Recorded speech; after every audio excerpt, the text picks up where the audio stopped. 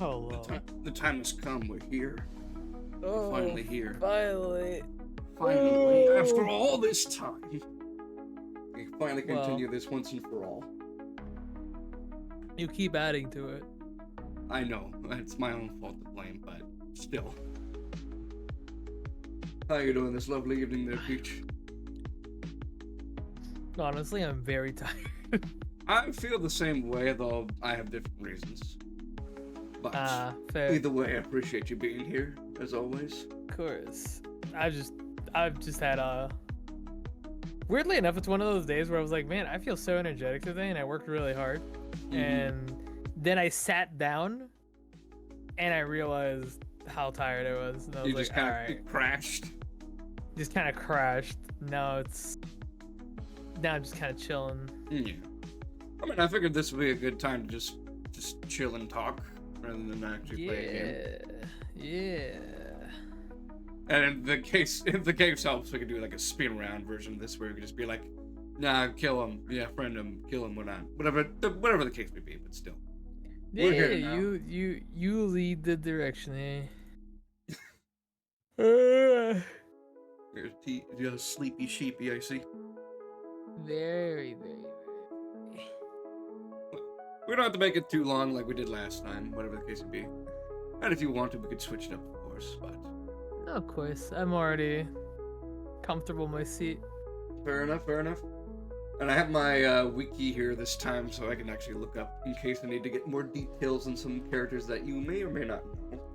Don't forget to stream the thing, so that it isn't too delayed.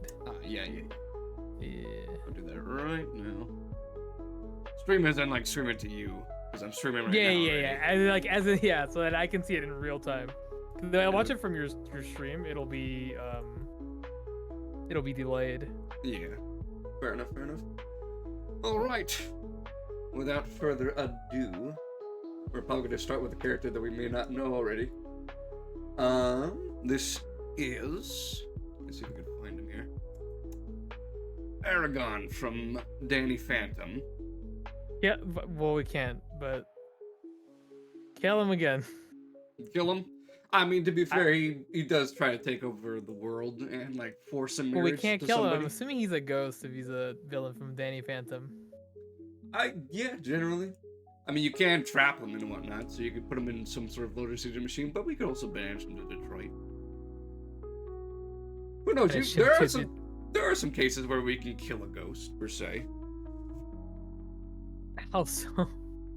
I don't know. You'd be able to do that in Skyrim. You just use like a magical weapon and just turn them into a pile of ectoplasm. This is a tier list. We don't have to be debatable and that kind of thing. If we want to kill him, we That's just put fair. him and kill him. That's We want him to die, just put him and die. It's fine. Base from Mega Man. I know who he is, but I don't really know too much about him. I mean, there's not really much to know about him. He was created by Dr. Wily to get rid of Mega Man. However, he's extremely rebellious to the point where he turned against Dr. Wily just so he could try and improve and still try to take down Mega Man. He doesn't care about taking over the world or anything like that. He just wants to be the best and strongest robot master there is. It's more like a sense of... It's like a Vegeta and Goku kind of deal. Except he's still more evil and has no maidens. So... And has no maidens? He has a dog. That's all he has. Man, sometimes all you need is a dog. I mean, it's a cat for me, but still. Or a fox, depending on who you ask. And by asking, I like means cats. Sparky. I like cats and foxes. Oh, I'd put him in, like, try to convince Sugatone, because he's helped Mega Man a couple of times. I mean, he doesn't seem like outright a bad person. He's just kind of edgy boy. Edgy It's boy like, that wants to be better. Like, I just want to be the strongest. But I think at least, unlike Vegeta, he didn't kill anybody. Yeah, he didn't. Well, I mean, as far as I know, he hasn't killed anybody. Maybe he's killed a few robots, but he hasn't killed, like, people. So. He's killed a couple of robots, but they're robots, so you can rebuild them. Quote unquote. They're just robots. They're robots, they're fine. They ain't got a soul. Beerus. That's not true. Beerus? Beerus. I think he, like, redeemed himself, did he not? I mean, they refer to him as Uncle Beerus, or at least, Bulma does. I'm sure Beerus is fine. But I mean, I put Beerus in, like, invited to lunch, because he loves Also, human hello. food. Hello, 'tis I. How you doing? Good to see you. Looking at your list. You have any disagreements this far or questions? Beerus? Yeah, I invite them to lunch. Also, they'd probably be cool to chill with. I mean, as long as you don't like hoard any food from him, like Boo did, like with pudding, or just tick him off in any way, I think he'd be fine. He's pretty chill despite being a destroyer. He's fine. It's fine. Yeah. It's okay. A kitty with the power of destruction. Wow, when has that not gone wrong? He's still a cat, so you can persuade him with food. He's the most handsome Egyptian cat I know. Whatever they're called. The Sphinx? Yeah, that's the one. Next up, Bane from Batman. He's iconic. He's done a couple of like horrendous things, and he's like the first person that actually broke the bat, both spiritually and physically. Through the use of his daughter as well. He has a daughter? Yeah. It's the comics. Of course he does. I mean, I'm sure that it's. There was a. do you recall the College Humor skit with Batman, and Bane, where it's Natasha or whatever her name is, the daughter, and Yeah. they had relations, and he's like, but we were together. He's like, you But spit I- in my mouth, and you liked it.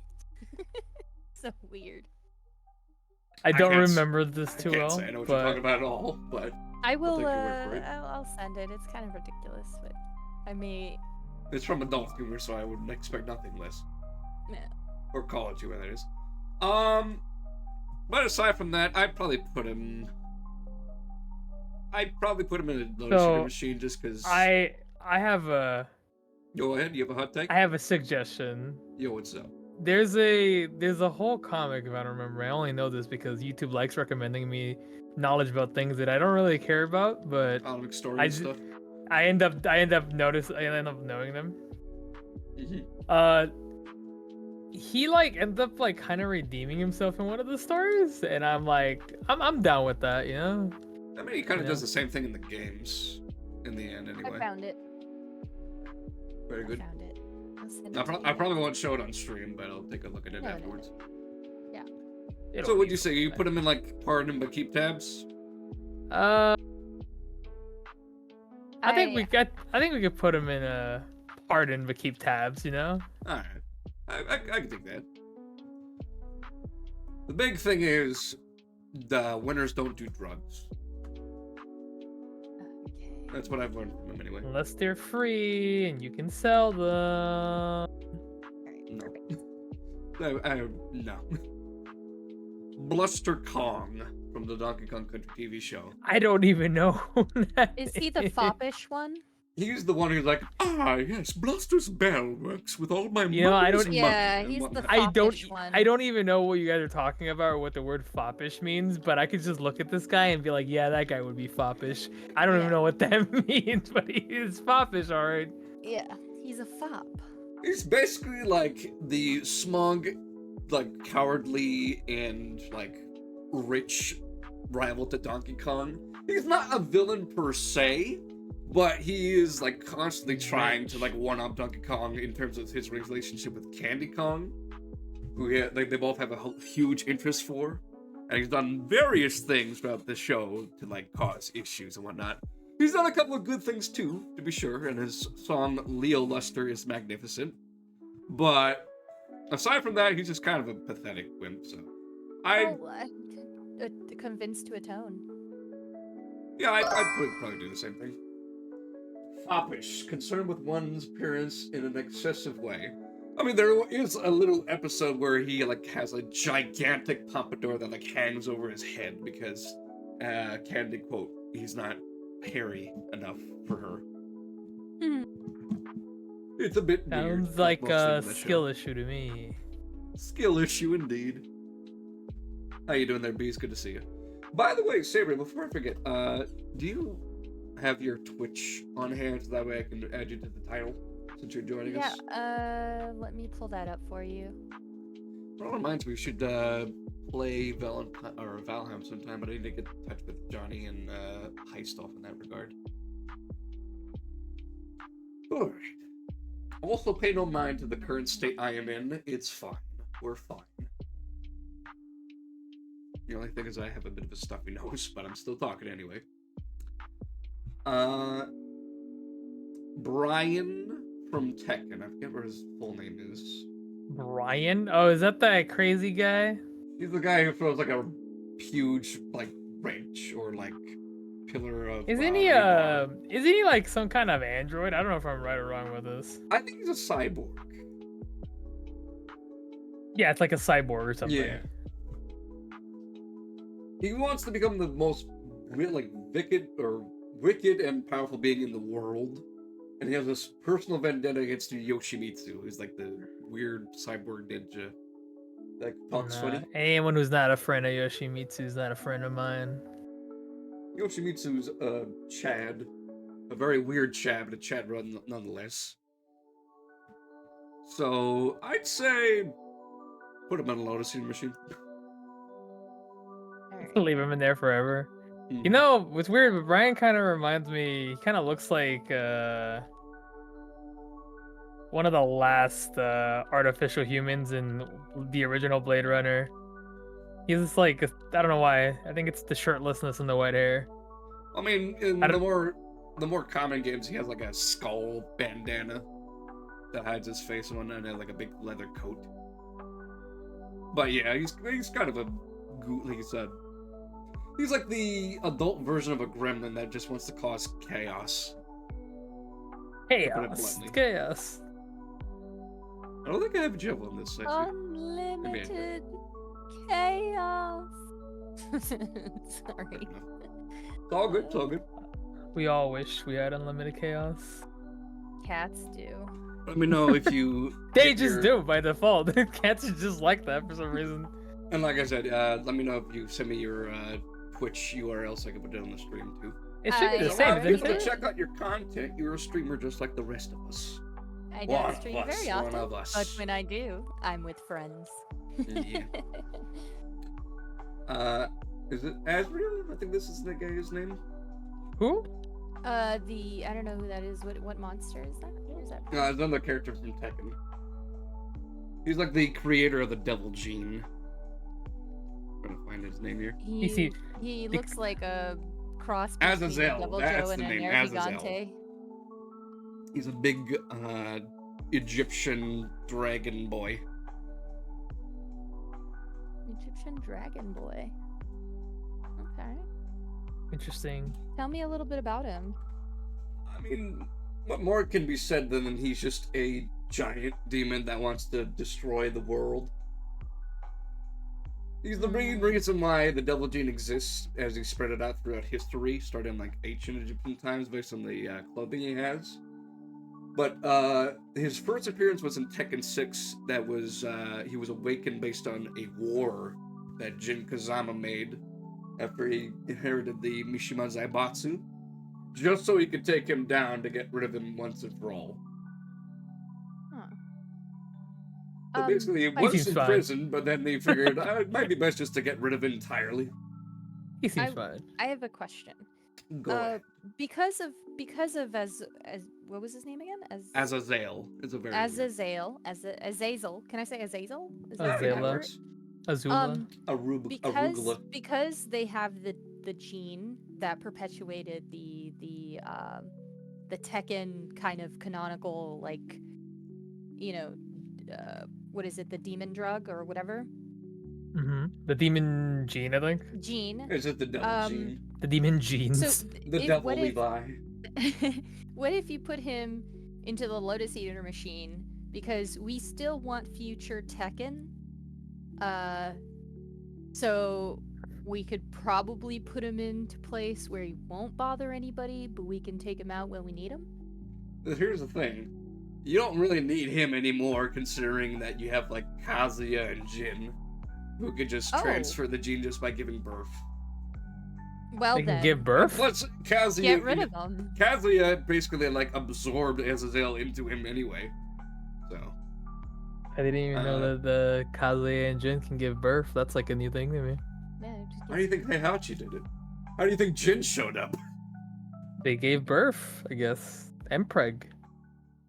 What? That's what you mean, right? moving on. No! What's wrong with you? I'm half asleep, and you're telling me that that these demons were produced by giving birth. I mean, to be fair, you were very entertaining when you're half asleep. So, Copy Robot, or as some of the games call him, Mega Man Minus. I've played a lot of Mega Man games. I have never heard of Mega Man Minus in my life. He's must essentially be just new. a, like, I want to say prototype version of a duplicator of Mega Man. He's basically took the, like, schematics and, like, I want to say persona of Mega Man and then just made him evil. He's not really apparent in the games. There's, like, one boss where you fight 3 of him. I think in Mega Man 5 or something like that. Mega Man 4 maybe. He's more prevalent in Mega Man Powered Up, as like he's a character you've come across if you're playing any other character besides Mega Man or one specific boss. Mhm. But the most notable appearance for him is probably the Archie comics, where he's got like a bit more personality and he's helped out Wily a couple of times. He's like the more loyal version of Base. So is it a matter of programming, or can he be taught a better way? I feel like he's loyal to Wily, but I feel like with some reworking, you could probably make him a better Mega Man. Because the Wily did the same Mega thing Man with takes Light over. Robot Masters, like Cutman and the rest. He made them evil, but then they brought back to being good again. So it's just whether or not they want to tolerate him is the thing. Is he more of a is he more of a hindrance or an annoyance, or is he an actual problem? For Wily, no, he's a loyal, devout robot master that follows his every whim. For everybody else, he's just a fake robot that comes around and messes things up. His most more of an apparent, annoyance. yeah, his most apparent cause of problems was during the Sonic and Mega Man crossover, where Metal Sonic came to Mega Man's world, made Mega Man think Sonic was causing the issues, and then Copy Robot came to Sonic's world, did the same thing. That's why they caused the two to clash to begin with. So, All right. In that frame of things, where would you place him? I'd probably invite him to lunch. Invite him to lunch. Just to utterly confuse him. Independent from Wily, Can't even eat. Probably. or like supervised? Does like Wily have to be there? I don't think so. Wily hardly ever shows up in person anyway. For most things, he usually just spends time in his fortress. So, probably because I think he can monitor things through Copy Robot anyway. So, All right. I don't know if they'd be able to eat lunch, but it'd be interesting talking to him. you can drink oil and energy tanks. It's fine. For... There's a way. Would you mind if I sample some of this WD-40? It's a good vintage. He just opens his mouth and just sprays it in like a breath mint. No, I imagine he takes the delicious. bottle, shakes it, sprays in his mouth, and then starts spraying it all over his body like some kind of deodorant.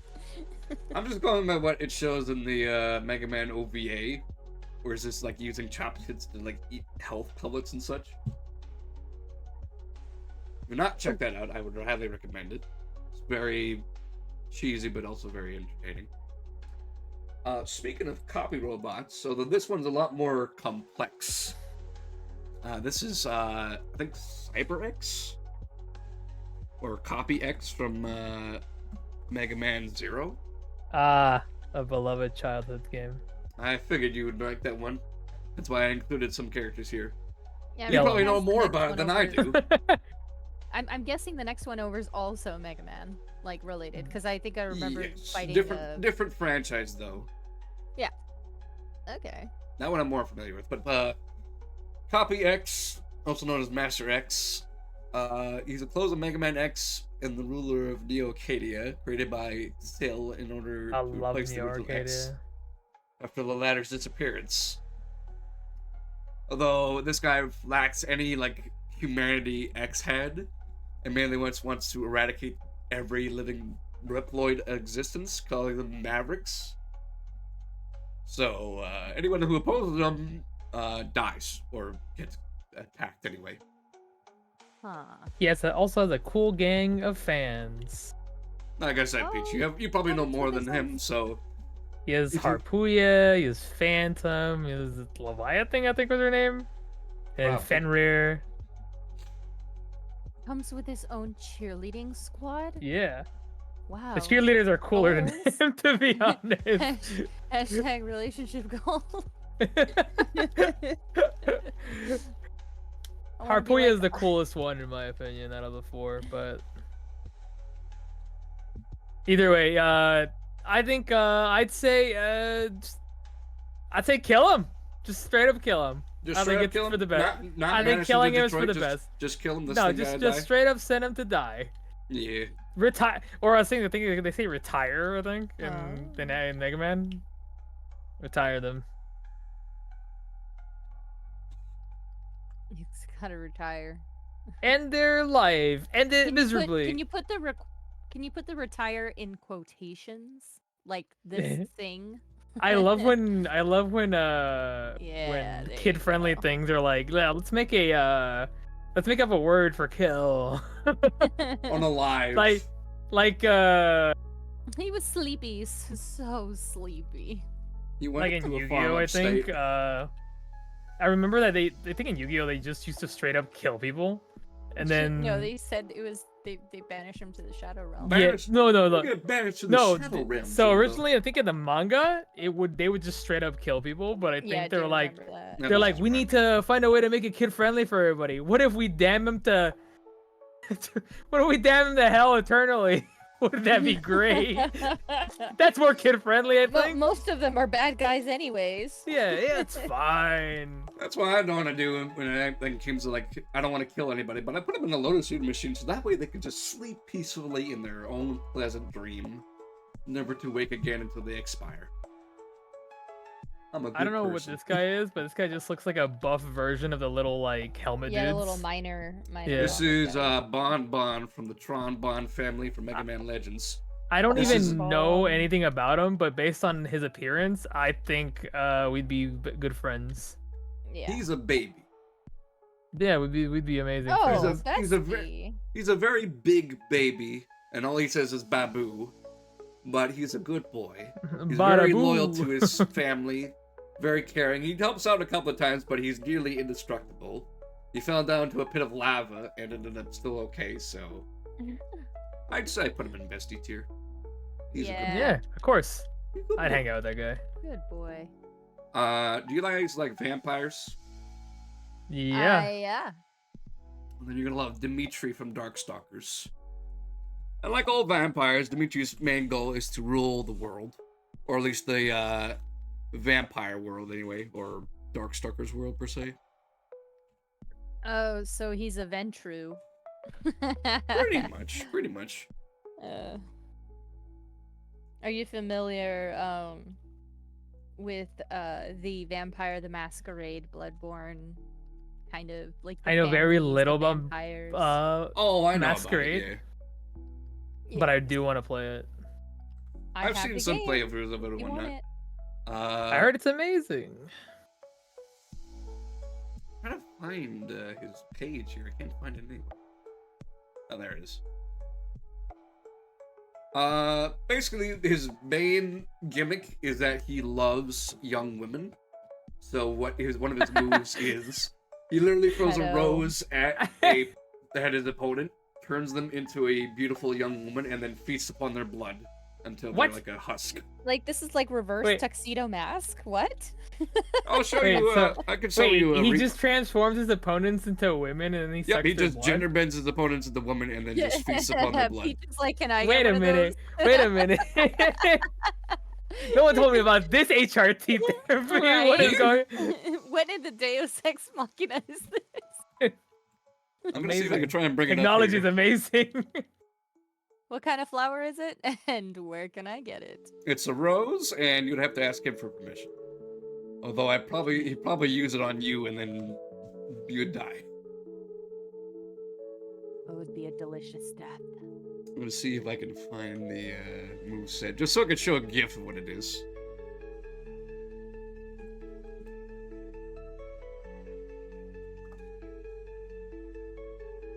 I can't remember what it's called either.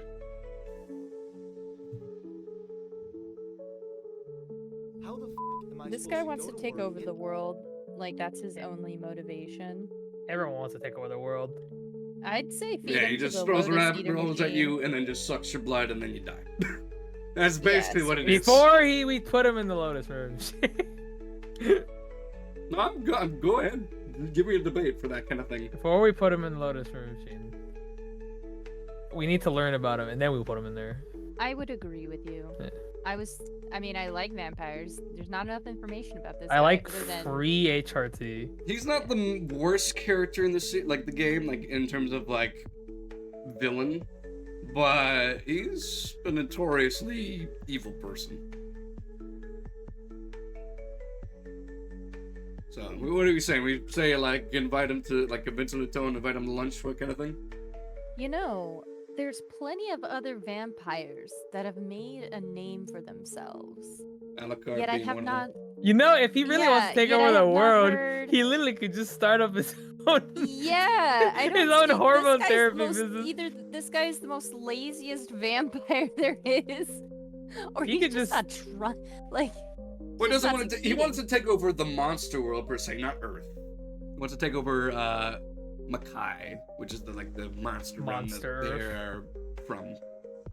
And the only other After like Earth. residents there are other monsters. That's why he uses the rose to transform them into beautiful girls. To Pretty suck much. them They off. need much. they need more beautiful girls. No. In his stage, though, he has a lot of women in there. Beautiful girls, only a flower away. It was that easy.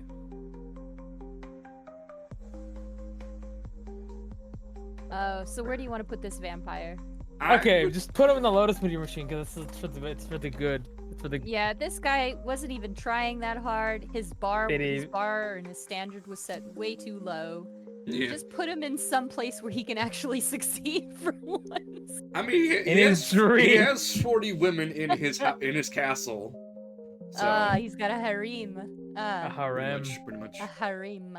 This guy's a creep, though, so you gotta put him down. Fair Balrog from Street Fighter. Kill him. Yeah, I don't. Is there any redeeming qualities? As far as I God, know, he's kind of a bastard. That's what I know. He kept Ed around, and Ed kind of turned out alright. But he's also killed a lot of people he has punched an adopted elephant to the death anybody? by breaking its Does- skull with one punch. So, Does he have kids? Like, I want to give him points in his favor. Like, is he like completely irredeemable? he's a greedy, just mercenary, pretty much. A mercenary, which means they're motivated only by like a Money. couple of Mooney. Money. Mooney. Even then, like, he's easily been bought out by Bison because either Bison is dead or he just wasn't interested in his gimmick anymore. So, I feel like, Well. yeah, probably dead is probably justified. retire. Yeah. To the, Just to the retire. shadow This realm. guy- Yeah, gotta Let's retire. retire. To This the guy's shadow realm dead. with you. Let's put him in a lake with concrete shoes. Gabagool. Send him to Let him hell. sleep with the fishes. I gotta look up the name of this guy because I don't remember. Yes, the Freak Show from Danny Phantom. Oh. Freak guys like- show. You guys like carnivals? You guys like going to like the circus and whatnot and seeing performances and whatnot? Sure do. How about we brainwash you, turn you into a ghost, and then make you part of the carnival itself? How's that sound? Do I get paid? No. Well, then that doesn't sound like a good idea. You don't And I'm get a ghost? choice, basically, is what it is. And I'm a ghost too. Oh, that's Well, you start out as a ghost, and then you just don't become know if brainwashed there's- and go into. I don't know if there's necessarily a bad thing with becoming a ghost, but being hypnotized against my will to perform is not something I'm cool with. Also, this guy's trying to murder children. Yeah, that's Mainly because Danny's Kill it. 14, but still. kill it. Danny? What'd I do? Poor Danny. No, Danny Phantom, Danny not you, Phantom. Peach. Oh, Other Danny. Although, yeah. what do you want to do with him, Jess? I put him in the same kind of condition he's put so many people put him in the Lotus Steer machine. Kind of like what I did with Mad Hatter. Good You like idea. brainwashing people? How about you do it yourself, scumbag? Get right. Ooh. Speaking of Danny Phantom, Dark Danny. This is Danny and Vlad Plasmius, their worst aspects merged together. And he successfully killed almost all of humanity. And he goes back in time to, like, predate it. Wow, that's evil. He literally has no humanity left in himself. He's killed Danny's parents, his friends. fair He's enough. trying to kill Danny, or at least make him into like what he is now. He has no humanity left in him whatsoever. So, All right, Jess, you know what to do. to Detroit with you. Is that Detroit? correct? Yeah. Okay. Yeah, Detroit is fine. Actually, Detroit might be better with them in it. It wouldn't look any different. What I've been told. I've never been there myself, but there have been many memes based on it. Gil from Street Fighter as well. Although this one is from the Third Strike, as well as Street Fighter V.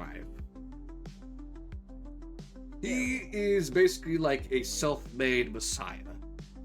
He wants to be the savior of mankind, but he also is brainwashing all of them to be like his loyal followers. I see that he's kind of like two-toned. Is he like Todoroki? Has got like fire and ice powers? Exactly. He uses pyromancy and cryomancy as his attacks, which is really cool. Wow. Because depending on which side you're fighting him on the stage, he'll either use like fire attacks or ice attacks against you, which is neat. What a cool guy. What a cool I guy. question his attire though. That's my biggest gripe with this guy. Aside from the fact that he tries to be like the leader and savior of mankind, the self-acclaimed messiah. I hate that. I freaking hate that with a passion. But You know, maybe when you think of a way to make, you know, underwear that's both fireproof and frostproof at the same time, give him a call. I mean, definitely needs an upgrade. he's wearing a G-string is what it's called, I think, anyway. Yeah. Or something like that. I'm not sure, but yeah, this I hate this guy. He's mooning everybody. I got it. Okay. Nuisance, kind of, you know, more than an asshole, kind of like just a menace. So get rid of it. Brawl's European with that speedo, yes, indeed, to Deathmore. The main thing I'd say for this guy is the fact that his brother, it might be worse, because his brother hates him with a burning passion, but he also hates everybody else. Whereas Gil is like respectful to his opponents and such. This dude's still trying to take over the world before the end of the times, as he says. But does he have a code of conduct? Like he's got like honor? I'd say yes, because he doesn't kill people. Ah, well, I was way too hasty before. He's If tried, that's the though. He's case- tried many times. If that's the case, I want to put this guy into the... Wait, you said he's never killed anybody? He's kidnapped people, but he's attempted he's attempted genocide, he's attempted world domination. I would try to convince to atone, because technically he hasn't murdered anybody yet, and he's tested like the limits of, you know, trying to take over the world. It's either like try to atone, or in the Lotus Eater machine. So that He's also not... part of the Illuminati. Oh, so he's part of like the shadow government. Pretty much. Well, we definitely can't convince them to atone. They'll always be looking for ways to gain the system. So, Lotus Eater machine? Yeah, I'd say so. That's a valid statement. Throw him in the Lotus machine. Captain Ginyu. Oh, from the Ginyu Force. The Ginyu Force! This guy's just a goofball. It's time for the Daddy's Little Princess stats. Oh. So from the I think we can talk to him. Yeah. I think we can talk to him. I mean, he's think it's- devoted to Frieza for sure. I don't think he knows any other way than the Ginyu Force, and if he was shown a different path, I think he would grow to love Earth and be integrated amongst its people, and also become a defender of Earth. If he was. Would trying to you complete, count like- being a frog as a different path? Yeah. That well, he learns how to be humble because of this. You know, his existence as being a frog. He also then comes back to Earth and then tries to kill Goku and Vegeta too, and then ends up dying. He was angry. Could you blame him? He was trapped on another planet in a body of a toad, barely escaping. Hitching a ride into Goku's body, then coming back out of Goku's body, back into the frog. Yeah, I mean, I would Did you be a just little slam a pissed. keyboard or what? But hey, when did they give him a chance? You know, like I mean, he did. Well, I mean, he did possess Goku's body and then try to kill him. He tried to kill his son as his dad. mm, but- that's pretty fucked up. Yeah, But like I said, he's been with Frieza's Ginyu Force, and they've been trying to take over the galaxy. He's probably known only like he's probably been coerced into that position to begin with. I feel like he's just been. I feel like he just needs like a different role model, because Frieza That's is a what I said, horrible like- role model. So Yeah, convince him to do better. Like I feel like if he was given another chance, he would be one of our staunchest defenders. Kind of like, you know, Krillin, or of like a background, like I'll help once in a while during key moments kind of guy. I mean, yeah, I'd invite him to lunch. Yeah. It'll be fine. Nothing as it ever goes doesn't- wrong. As long as it doesn't moon me with that one pose. You know which one I'm talking about. Yep, the Ginyu Force dance. What's this guy's name? I don't even know who that guy is. Dr. Doppler from Mega Man X4. Man, I don't know no Dr. Doppler. You know, Mega he's got the Man power of Zero. radar. Dr. Which I'm surprised Pepper. Totally wasn't a cat. He starts off as the man looking to cure the Sigma virus that's taken over the whole area and the Reploids. And- However, he oh. becomes infected himself and then tries to He becomes Sigma. He literally just becomes. He gets controlled by Sigma and tries to like spread the virus even further around, masquerading it as the cure. He eventually atones, but it takes quite some doing to do that. Yes, se. join the Sigma clan. He's like, I have the cure for the virus. We can all be saved. Oops, looks like it was actually the virus the whole time. My bad. Thing is, though, he actually has a cure, but then he uses that to try and stop what he did, and that eventually just leads it back to the issue itself again. So Why do I feel like this guy is kind of like your incel leader, where he's kind of like, ah, yes, I too am a Sigma. Let us band together. I mean, the game series is very convoluted itself, but I'm sorry, that was I mean, I'm fine with that. Then good time. You're allowed to make jokes here. It's fine.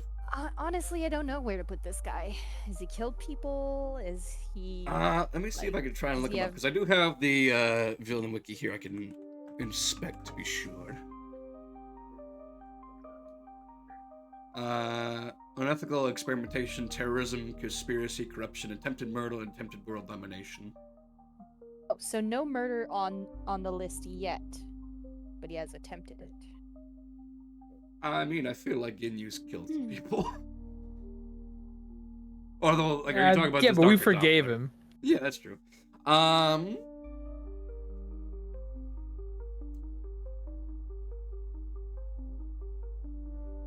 I'd say just I'd pardon him, but I keep tabs. Just because he does repent, but at the same time, he's just also.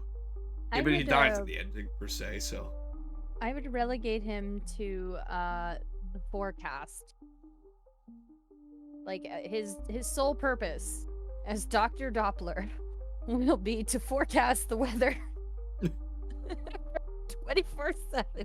do they have that in terms of community service? I don't know, but with a name like Doppler, you've pretty much got the job. Doppler. Even you guys know about Doppler radars, right? They're to like analyze weather and forecasting and stuff like that. I think I know what Yeah, you're talking about. Yeah. That was the yeah. Let's go with somebody we more are aware or know of. Cell. From Dragon Balls. It'd be really funny to say, to befriend him. But why would you? Honestly. Because it'd be really funny, but I'm I mean, well he's- aware. He starts I'm off as well a aware. very. I'm well aware. I think we gotta kill him. I understand your point, but at the same time, he starts off as a creepy bug that sucks people with his giant tail. Cell specifically designed to do what he's doing. like to suck up all genetic DNA and become the strongest being in existence. I think his main objective was to just take Android 17 and 18 and become perfect cell. That's what ended up happening. Just sucking up everybody else was just some fun on the side, just to give them some stamina and such.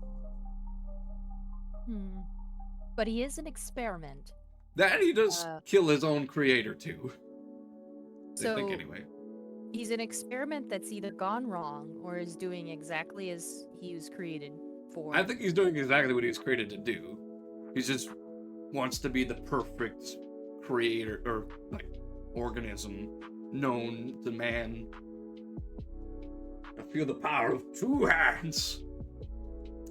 I'd say this guy gotta retire. Unless you guys Yeah. have any other objections. No, He's iconic gotta for sure, retire. but let's get rid of him. You might know this one, Peach. Seal. Is that how you say it? Is that the guy from Mega Man Zero? Yeah. That's their Dr. Wily of that. I don't really know much of what he did. I just know he's kind of a dick. So I think we kill him. Well, here's the thing. He starts off as the main guy who cures the like Maverick virus, but then immediately virus. becomes upset that the results were very peaceful and serene. So he starts his own virus by infecting people with the dark elf, and then just becomes a tyrannical ruler himself. This Fair guy's really enough. petty. Petty So, people go to Detroit. Petty people go to Detroit. It's mainly the Reploids that die more than the humans, but about 90% of Reploids die and 60% of humans die in the process. 60% of humans die in Detroit, so good odds. So yeah, we just banish him to Detroit. I mean, no, I don't know. What do you think? I'd Banish say to banish to Detroit because he's awful. Can you move Frodo down? He's just too dark right now. These guys are really light biz. He's fucked. Frodo from what? Hunchback Oh, of Notre Frodo. Dame. Oh, that Frodo. I was very confused. I thought we were talking about like. It's Frollo, Lord- not Frodo. Frollo, why did I do it again? It's Oh with an my L, not a God. D. I was very confused. I was like, man, what the fuck did Frodo do? He took my He precious. hesitated fair. from putting the ring down. Therefore, he's But yeah, Frollo. Therefore, he is a villain. Do we need to say what exactly this guy does? I will give people a rundown for those of you who don't And know. then I will give a quick summary once she's done. Right. Frollo is a priest that or not a priest, but he worked for like the Inquisition for the priesthood. So when the gypsies came to France, there was kind of like a mission to drive them out because they thought they would like poison the people, whatever. So Frollo was obsessed with killing the gypsies, and Yeah. when he found Esmeralda, he fell in love with her, and he was disgusted because he's like, how could I love something that I should hate? He And has so a whole he was so musical number about it. conflicted. Yeah, he was so conflicted about it to the point where he said, I would denounce God and my own values if she would be mine and mine alone, or if not, she could just die. And that's exactly what he does. Isn't there a scene where like he has her like kidnapped or something like that, and he sniffs Yes, her hair, and he's like, Yeah, "What are you he doing? sniffs her hair. I he was takes... thinking about having a rope tied around a gypsy's neck. Yeah, he's super creepy. He's a pervert, and therefore he should die." So Disney has not made a villain like Frollo In a long time. like in a long time.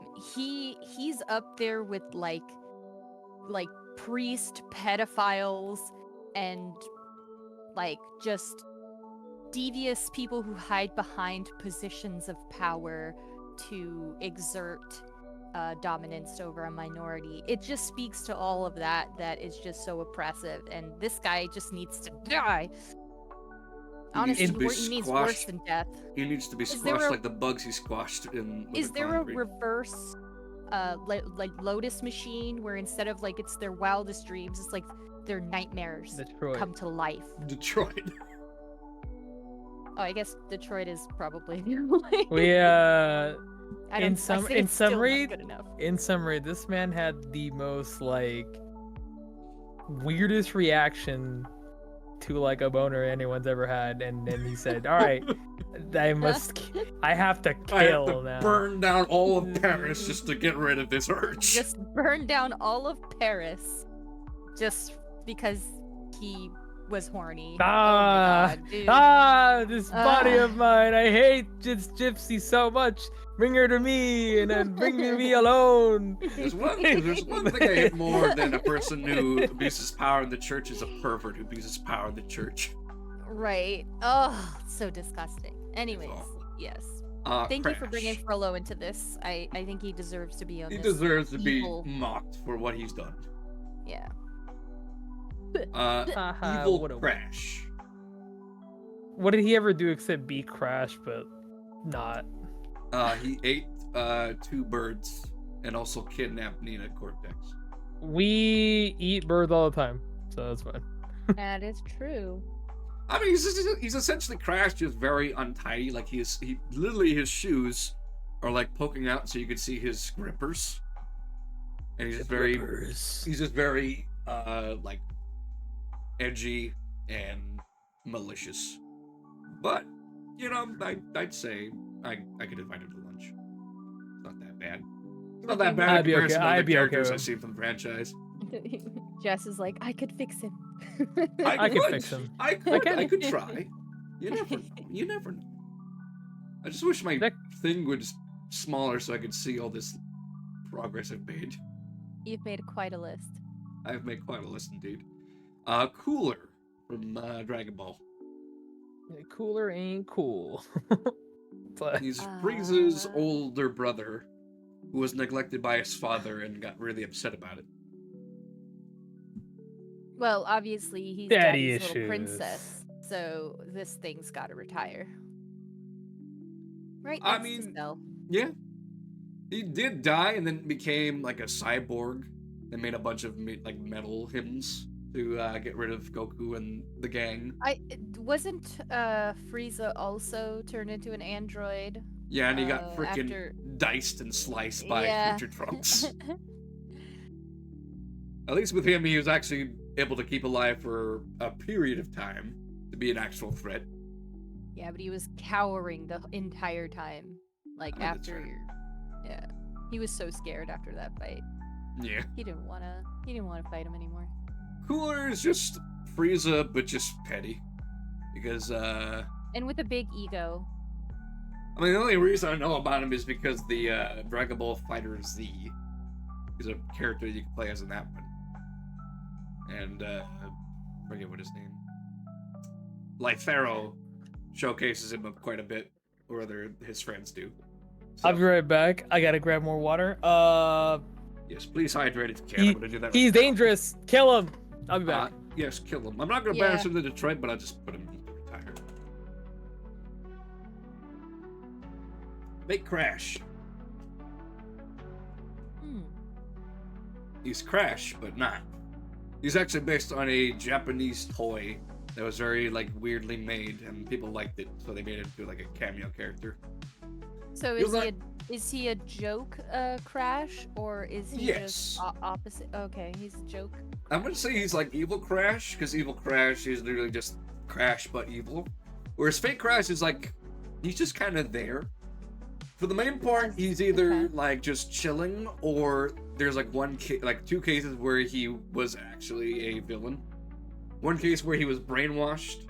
The other case was just he took Dr. Cortex's machine and used it himself. Hmm. But other than that, he's just kind of just chilling around. Have lunch. Yeah, I'd say that. And his sister, the only case I've seen her, other than a cameo outfit you can have in Crash, It's About Time, is the mobile game where she's like a villain you're trying to get rid of. But I'd say she's kind of the same thing as Crash, so I'd invite her to lunch too. I'll have all of them at lunch with you, so you can have the whole gang. Yeah. Just have a group of bandicoots. Very ugly looking bandicoots. Family reunion. Ember from Danny Phantom. Now, did she kill anybody? No, but she tried to brainwash a bunch of people through her music. Oh, what was the ultimate goal for her brainwashing, though? Well, she died young as a rock star, like most rock stars do. But the main thing is she just wants to be remembered. Oh, Her main Lotus Eater catchphrase is Machine. "Remember my you will remember my name." Hello. Yeah. Hello. Welcome back. We're talking about Ember. We put the bandicoots to lunch. We're putting who?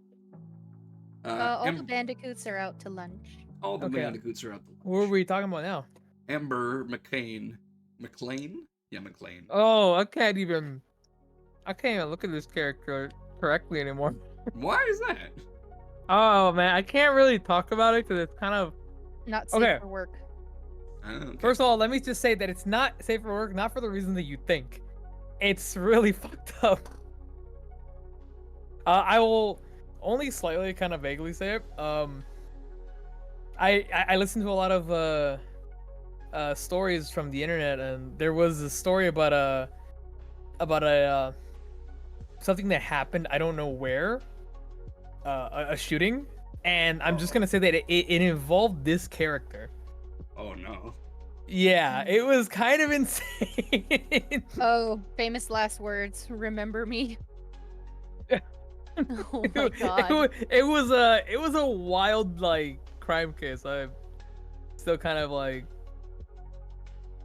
Was it like Man. was it just because of the quote, or is it when she was actually involved in it somehow? no. It was just because obsession with the character led to some delusions that caused this. Yeah. Okay. So like this obscure weirdo view of the world. Nobody really, helped them out with their mental issues, so they couldn't figure anything out, and bam, it all led to that culmination. I can. It's understand wild. that. Either way, I'd say I try to convince her to atone. She'll be Doesn't fine, I seem think. that bad of a person. I feel like we should make her dreams come true. We could. We could be 'Cause her that's all bestie. she wanted was to be remembered, and like it's kind of sad she died young, and she just wants the fame and the clout. Like I would just give her to the, 'cause I feel bad for her. You Yeah. know.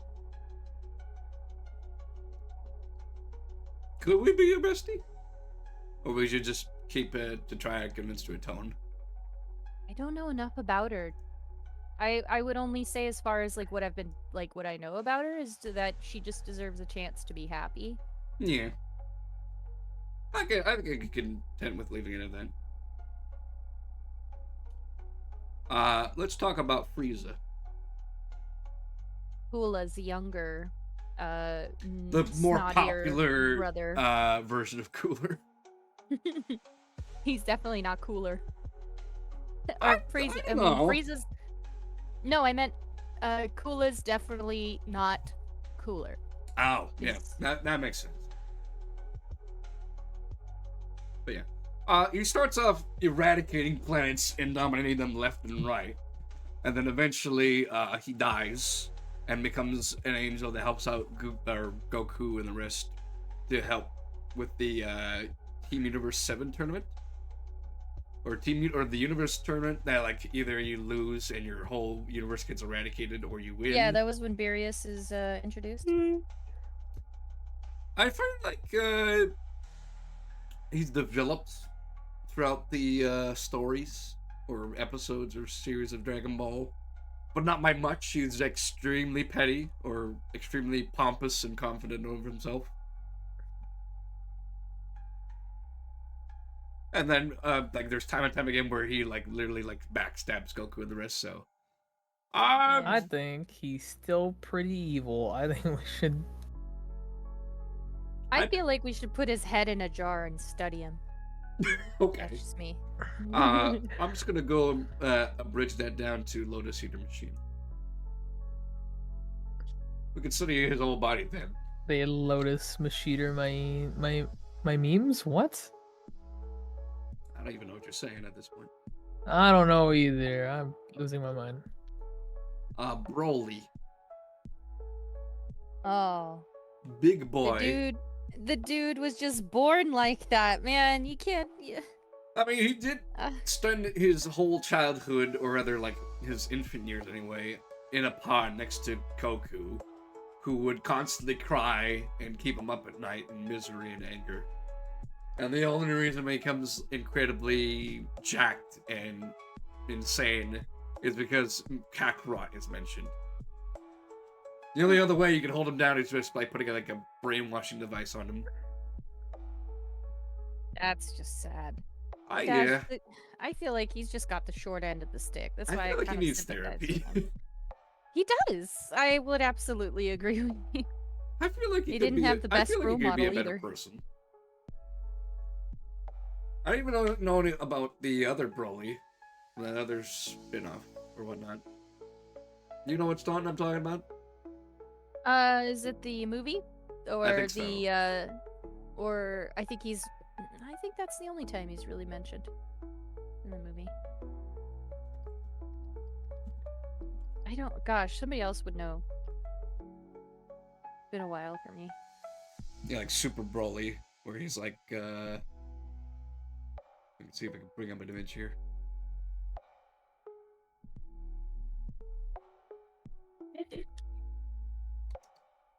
How do I do that?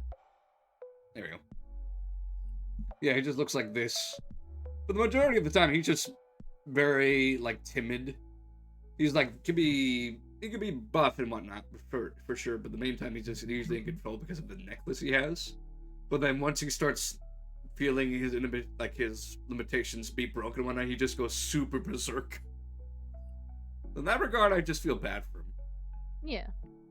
He's I heard he attack for can't a really second, control feel himself. like You you were know? listening.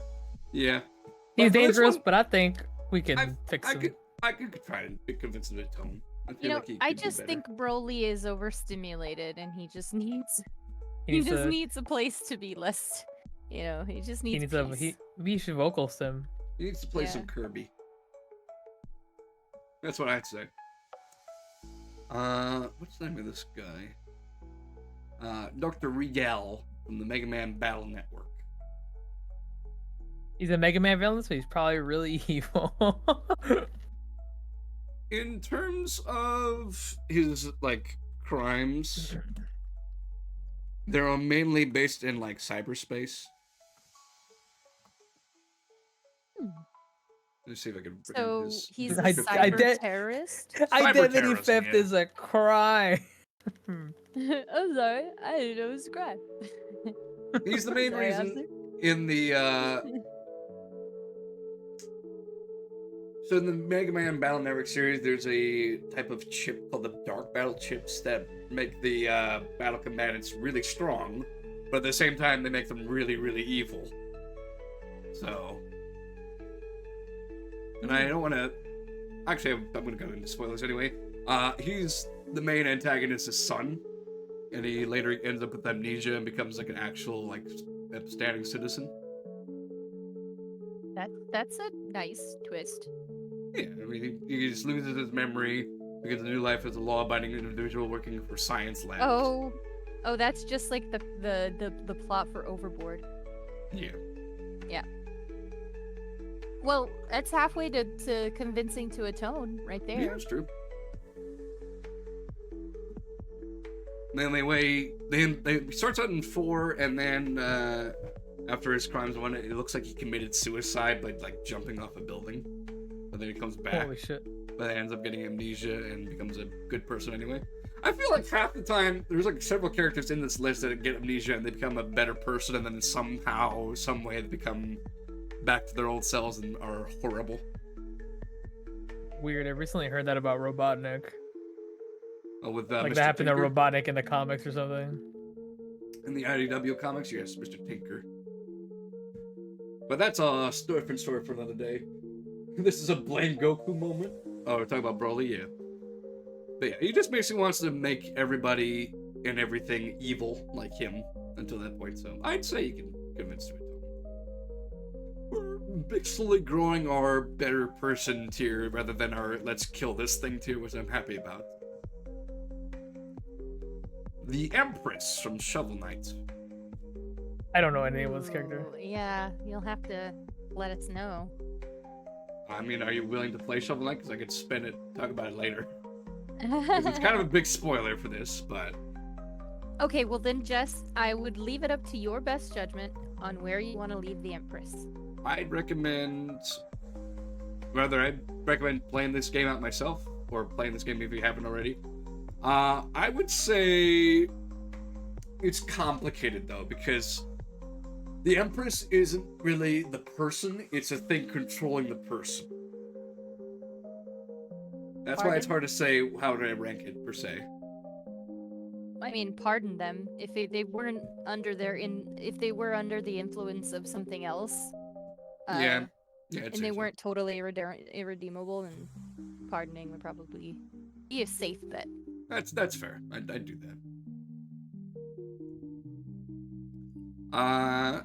We could talk about rather Base.exe, who is like Base, but also a lot more in depth of a character per se.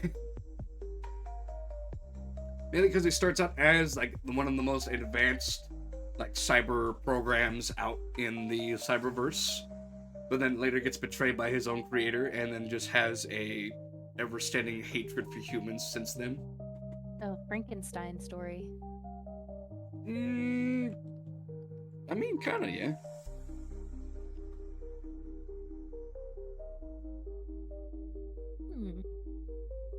He's developed to create a breed of Netnave, kind of like what Mega Man is. They would be independent with no need for an operator to process the ability to take the abilities of viruses and other Naves. As such, Base becomes one of the most powerful Naves ever. But after an incident, Base is blamed for the whole thing and found himself under attack by officials. He's betrayed by his creator, which is the only person he's ever trusted. Ooh. And the only reason why he's able to get out of the situation is through the abilities he has. And then he just wants to become stronger and take vengeance on humans. And then throughout the games, you kind of fight him off in various scenarios and such.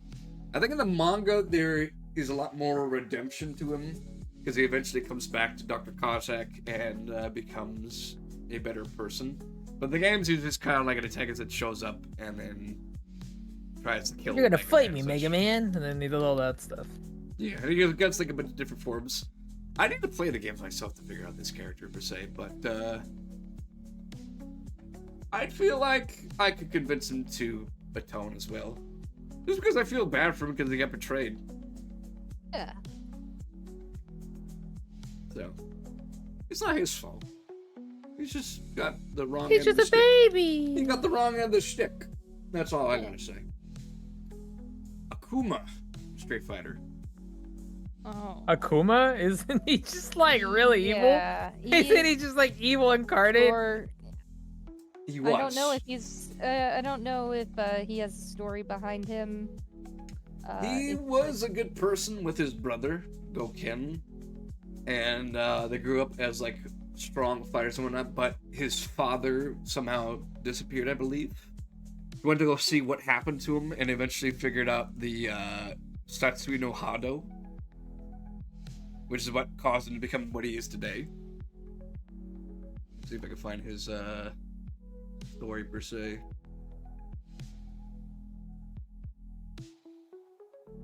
So there's like an in-depth story in the comics. Let me see. Learned Rain Demon, a powerful killing move in nature of the user. Of the user to know this, he gave up any compassion he had towards it. Okay, in that regard, he just wanted to be like the best fighter there is, and learned about the Raging Demon or the Satsui no Hado. And basically forsook any like humanity, compassion he had to become the most powerful fighter there was. However, in later series, he gets a lot more chill in regards. He's still like a massive, power-hungry, like he will kill you, but he's shown respect to his opponents and a lot more restraint as through age. To the point where you can actually, in the story mode, you can talk to him and he'll become like your master that you can like train with and such. But he has We'd be killed a best lot of friends. people. Would it be damn. He's kind of He's don't want to cool. I don't want to just straight up pardon him either. I don't think he deserves to be just straight up pardoned. No, he doesn't. Oh, frack. Lotus Eater machine? Like that's a big question because I don't know if like he really even deserves to be in there either. Here's the thing, I was gonna invite him to lunch. Hmm. Just because he's been around for a long time. He does like I guess eating he'd be food. pretty. He just So. probably would have a lot of interesting things he's probably seen on his travels and throughout the ages. He also has a hobby of carving wood. Oh man, that'd be cool. Like, you know, just dedicate, like, have lunch and then have him make you a little carving to commemorate the luncheon. Yeah. Like I said, he's not the like I'm gonna kill you just for the sake of murder kind of guy that he was throughout the whole He just- series. Wanted a good fight. Yeah. So we're gonna invite this guy to lunch. So you just gotta fight These a guy. bandicoots and this demon, we're gonna invite him to lunch. Yeah. Hades could be the comic relief. I could see that working. I need to Who is this find- person? I can't remember their name. I need to find it in my Another list. Danny Phantom. Danny Phantom. Danny They're a Phantom. ghost They're genie. a phantom. They're a genie. They're a Desire. That's what they're called. They started out as a like dancer for a sultan way back when that was very like praised for her like ability to dance and whatnot. That the sultan promised her like land and profit through his like tutelage. But his wife got jealous of her and banished her out, and she literally died of misery.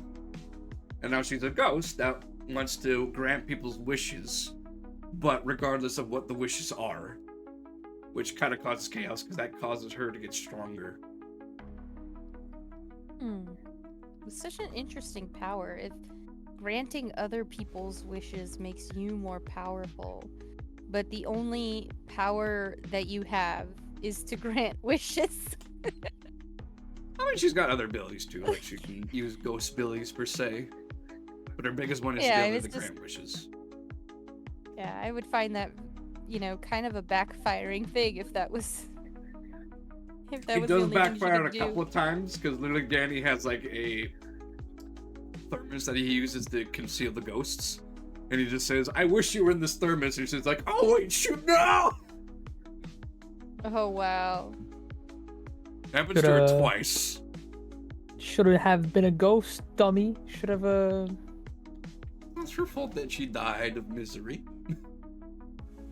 She died Her of fault. a broken heart and old age. This should have been a genie, dummy. She died of old age, And misery. and she had her whole life to figure her shit out. She could have been dancing in bars, forgetting about the Sultan, and she just didn't. But I mean, the you- interesting thing about her death was that afterwards, when she became a spirit, she's able to grant people's wishes. That's such a strange transition. There's a couple of weird characters in this show, I'm not gonna lie. We're gonna go over a couple more of them later on. Hmm. But I wouldn't say she's like a bad person, so I could probably try to convince her to be better, to atone. That's just my 2 cents. If you say so, I would say that her existence is kind of sad. I feel for her, and her powers don't seem all that bad. Although, if somebody wishes for like the annihilation or the genocide of a people, like I don't know. I mean, there's one episode where Sam wishes that they never, like, when Danny's girlfriend never wishes that they never met them. And that causes a whole can of worms. Like a paradox happening. Oh wow. But I'd say I couldn't finish her to tone. Goku Black. Which is basically... you want to say Is something? this it was they were previously that other character, right? I don't remember their Zamasu, name. yes. Zamasu. They use the Dragon Balls to take over Goku's body and then kill Goku and Chi-Chi and Gohan. Well, I mean, Gohan. they kill him. Yeah, Yeah. I'm gonna do one better because I'm gonna bash him to Detroit. Wow. Okay. He seems like a dick. He seems like a bad guy. Well, here's the thing. He's literally he wants to become a god and wipe out all of humanity, all mortals in existence, including the other gods there. Stupid He wants to idiot. create the world What do you? anew, pretty much. What do you get after that? There's nothing. There's nothing. There's nothing left. He gets the peace knowing that humanity's or the creation of mortals is finally eradicated because that was the biggest imperfection of the whole thing. He's a weird character. Hopper from Bugs Wait, Life. I thought you did Hopper. I'm pretty Did sure we? feel like we did Yeah. Hopper, Ah. but I'm just gonna say kill him because I Kill mean he him. dies anyway. Yeah, you're probably right. We probably There's did. literally no redeeming qualities. This guy gets eaten by a bird. Fucking idiot. Shouldn't have been a bug. Yep. Shouldn't have gotten eaten Sucks by a to be bird. you. It's not his fault that he was a bug. All the other bugs were so nice, and this guy was like, I'm gonna be an asshole about it.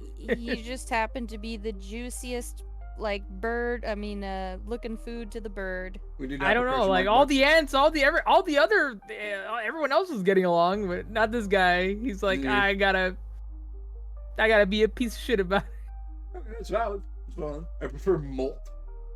There's a brother. I think that was his sidekick, the guy who. No, that's his. He was a psychic, but that's his brother. That, Yeah, it's okay, also yeah, his it brother. was his brother. You're right. Yeah. There's another scene where he pins him against the wall. He's like, I promised my mother on my deathbed that I wouldn't kill you. Yeah, he's evil. Yeah. Screw that guy. That guy. Anna Williams from Tekken. I don't know who What's that her is, but they're adding her to the game. Is she like a spy or something? She's Nina Williams' sister, who is also really jealous of Nina because her father got her more attention than she did. She A wants jealous younger sister. She wanted to become a a role model and actress, which she ended up doing, but she was more mainly raised to be an assassin, just like Nina herself, and they have a big sibling rivalry going on. But go ahead. I was going to say she killed people. Is she did she have honor as a fighter? I mean, she's just kind of sassy. She's not. I wouldn't say she's as bad as Nina, because Nina is mainly like a mercenary, whereas Anna's just kind of her own girl. Although she did kill a lot of people, Now, because she's an see- assassin. Okay. We don't know what kind of people she killed, but we do know that she killed a lot of people. Huh. That's.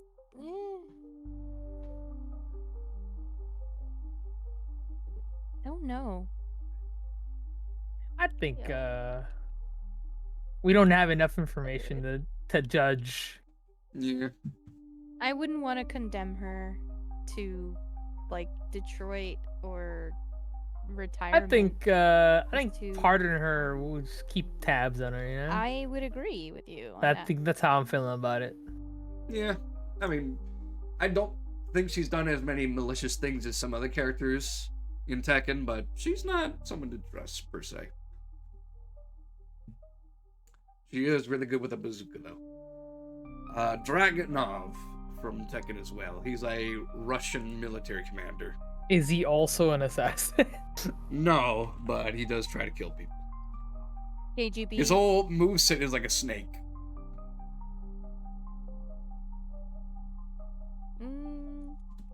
to see if I can find him.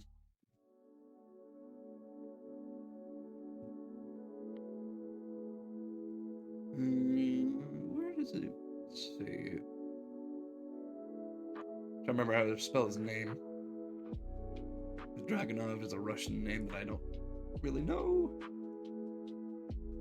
It's like Dragunov. There we go.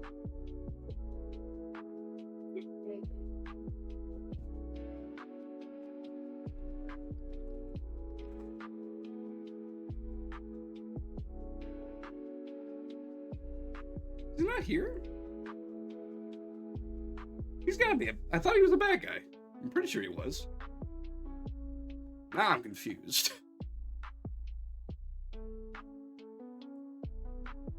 Give me a second here.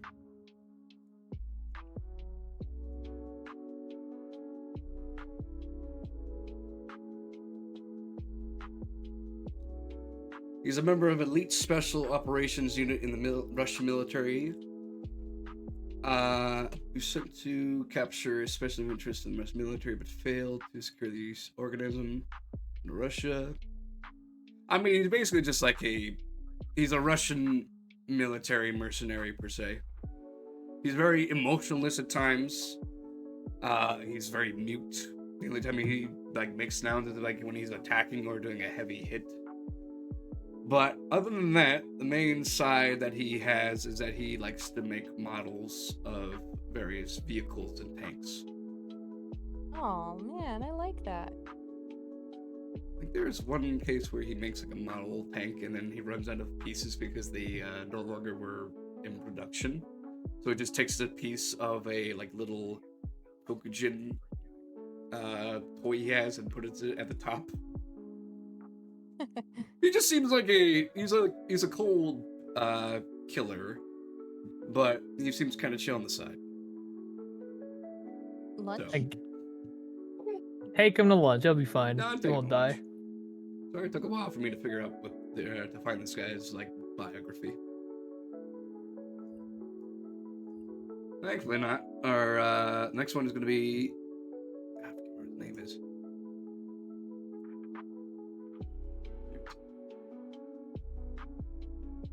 Janemba.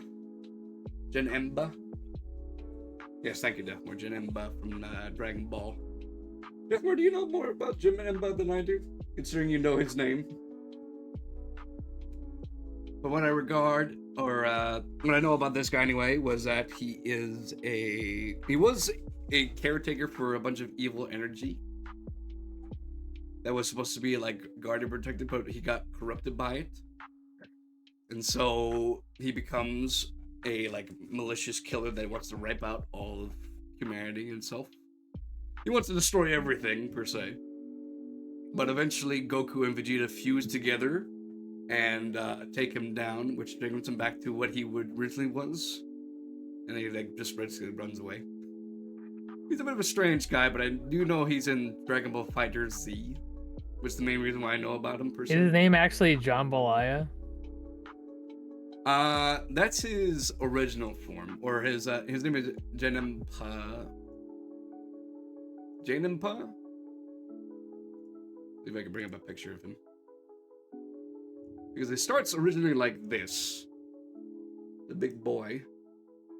And then the evil energy makes him into that red figurine that it was down there. Into, what he is now.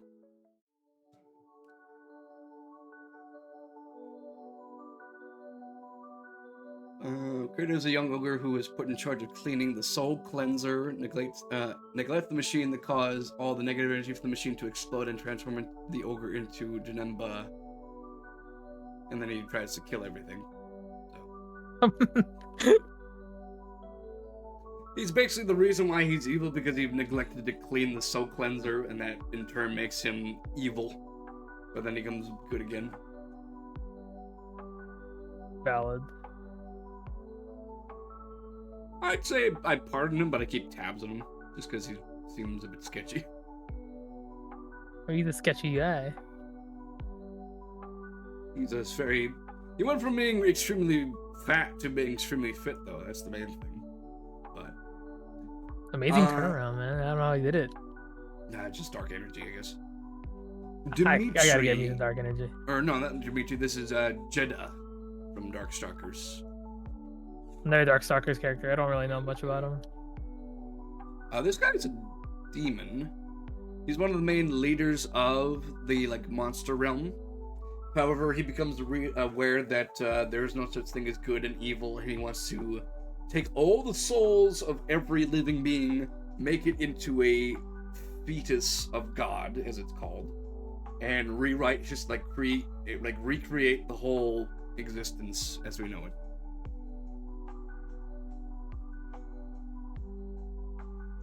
His stage is terrifying, and his moveset is terrifying because he loves blood. He literally, he'll extend his arms to show off his veins to, reach out and scratch you. He'll inject you with his own blood and make you pop. To put you in a pit of blood and, slash at you and make you, scrape you across the floor, smack you with a contract, sealing your death. He's very freaky, but also one of the most popular characters of the entire series.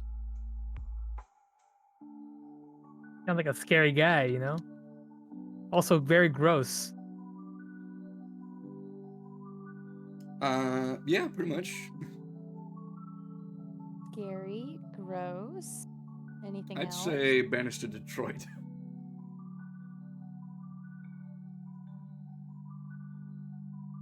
Banish. Banish him to Detroit. Send him to the Forbidden Lands. All that jazz. Yeah, you put her down there, it'd be fine. Johnny 13 from Danny Phantom. Johnny Johnny. Johnny Boy once cheated in a game of Uno. I know him personally. I also know I've not him. He's tried to eat. He's tried to kill me once.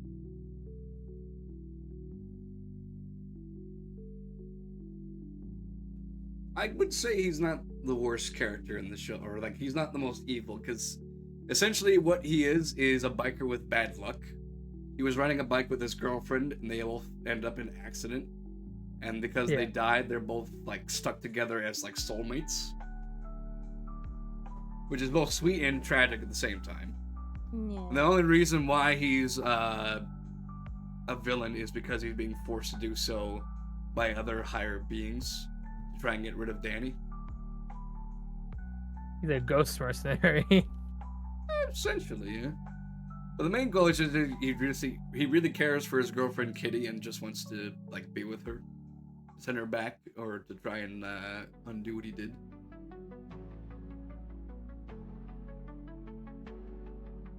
However, he's also the kind of guy that's he flirts with everybody, which makes Kitty jealous. So, I don't know. I'd say probably just convinced to atone. Yeah. He can be saved. We can fix him. Kazumi from Tekken, the wife of Heihachi. A lot of Tekken people in here. I never know their motivations for anything.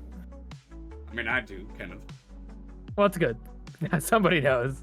That's why I put him in here, because I like talking about him. She was the main reason why Kazuya hates Heihachi to begin with, because she tried to kill Heihachi to end a conflict going on with the Mishima Zaibatsu.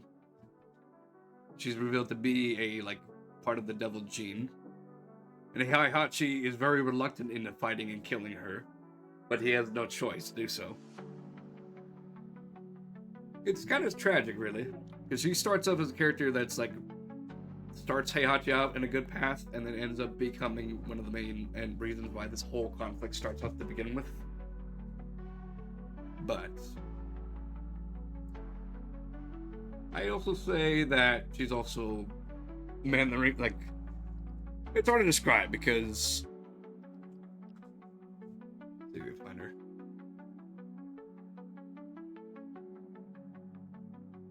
She, on the one hand, she's very sweet and tender, but at the same time, when she turns into a devil, she goes absolutely crazy and ballistic.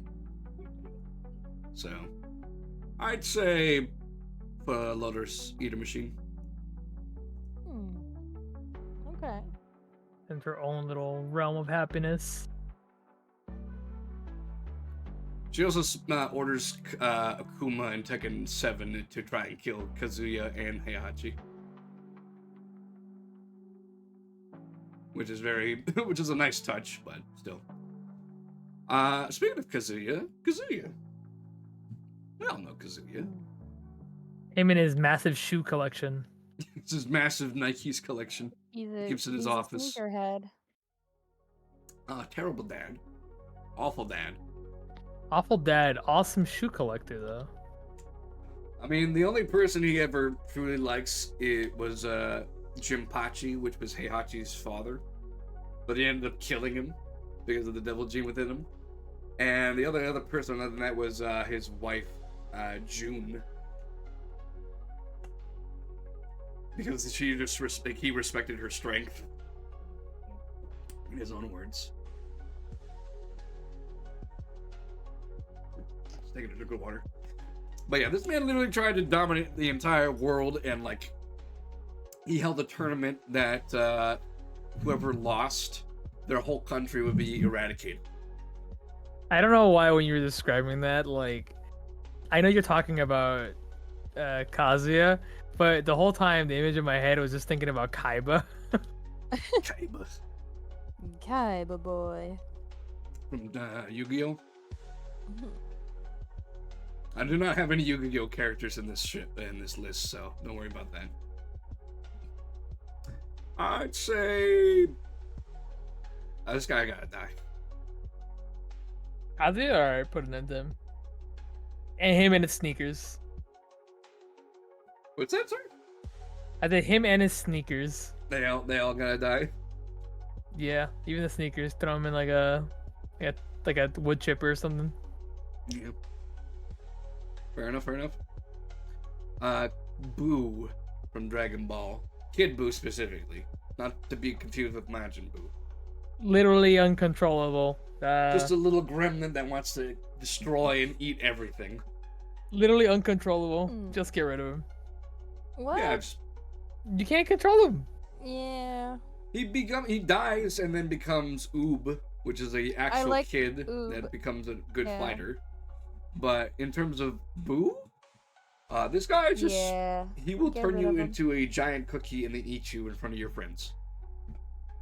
So I'd send to Mhm. Detroit. King Piccolo. Don't think to be confused with Piccolo. This is his dad. This is the evil guy. This is the bad boy that names his offspring after instruments, like cymbals and piano and such. Very strange. This Very man is funny. this man is literally the reason why the Dragon Balls were created to begin with, because of the massive threat he was. He's a tyrant and he wants to be the ruler of all. Essentially, he cares for his kids, but that's the only thing he cares about. He is very well aware of his actions, and he takes delight in knowing that he is a massive villain. The only reason why he ends up dead is because of Goku gets humbled by a child. Even Piccolo knows his father is a bad person, so.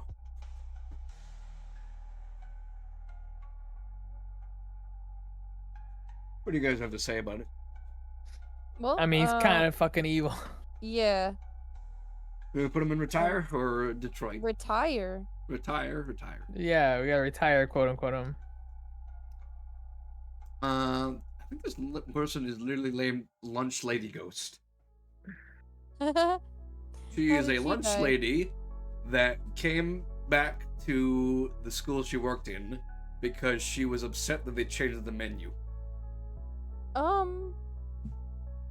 Okay. Other than that, I don't think she's ever done anything wrong.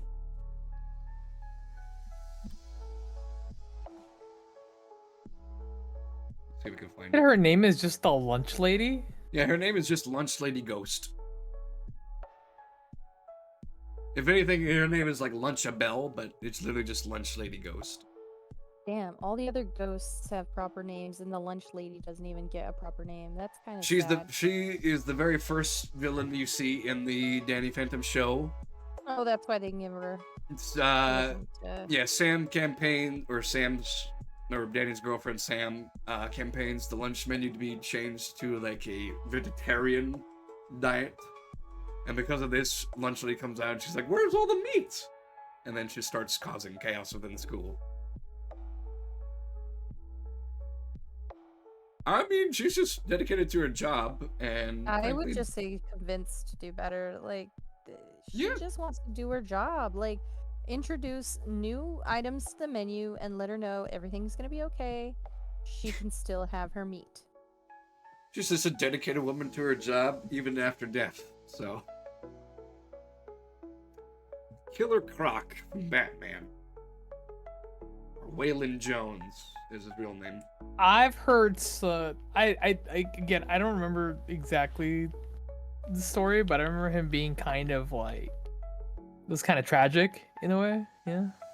I mean, there are many instances where he's just treated as a freak who gets rejected by anybody he comes across and he embraces the animal that he sees himself to be.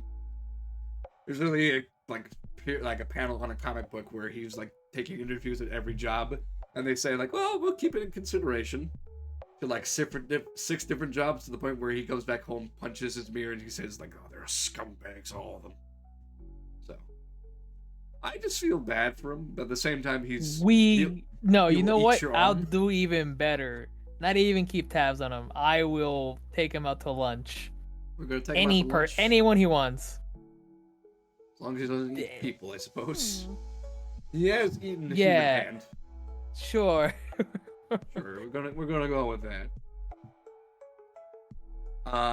This is Lord Raptor from Darkstalkers. He is Lord a British Rap- rock star that ends up as a zombie. However, as he was alive, his rock music literally killed people or sent them into heart attacks or comas because of how epic and awesome they were, apparently. Like, the people loved his music, but to the point where they would literally die because of it. And he was put on a public watch list. And apparently, in one case, he starts a concert with 100 people. They end up all dead. He is nowhere to be seen. And then there's just a pile of blood with his guitar. It's very cryptic. Whoa. But he's just kind of a goofball that goes around and just causes issues and such. He's not a good person per se, but he's just kind of like, he just does his own thing. And usually his own thing usually is what causes problems. But he's not I don't like know, Dimitri or Jenna in terms of like villain per se. So would you pardon them, have lunch, or try to convince? I'd keep tabs on him.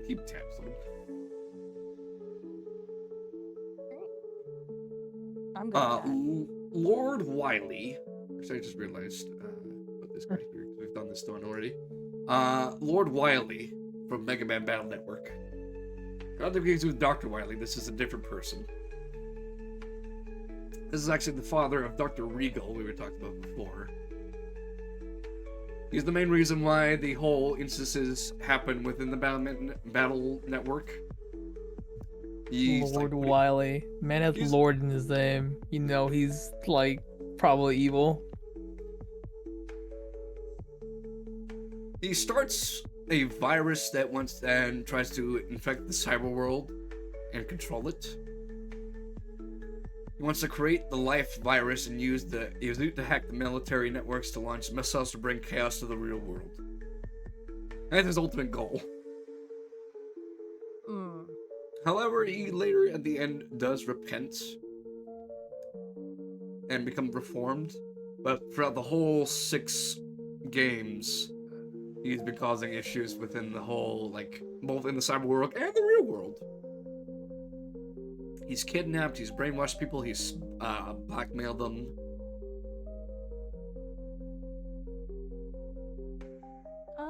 He's a bit of a menace. Menace.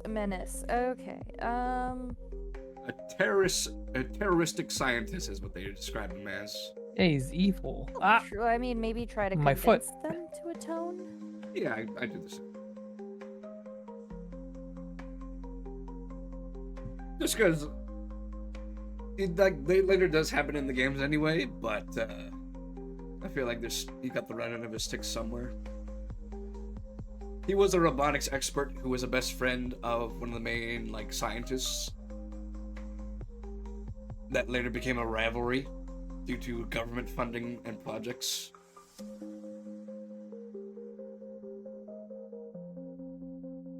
So it's a bit tragic. Android 21. Put him in the Lotus machine. It's weird because they both can be very kind and caring, and then at the same time they can be very sadistic and try to eat you, which is very strange.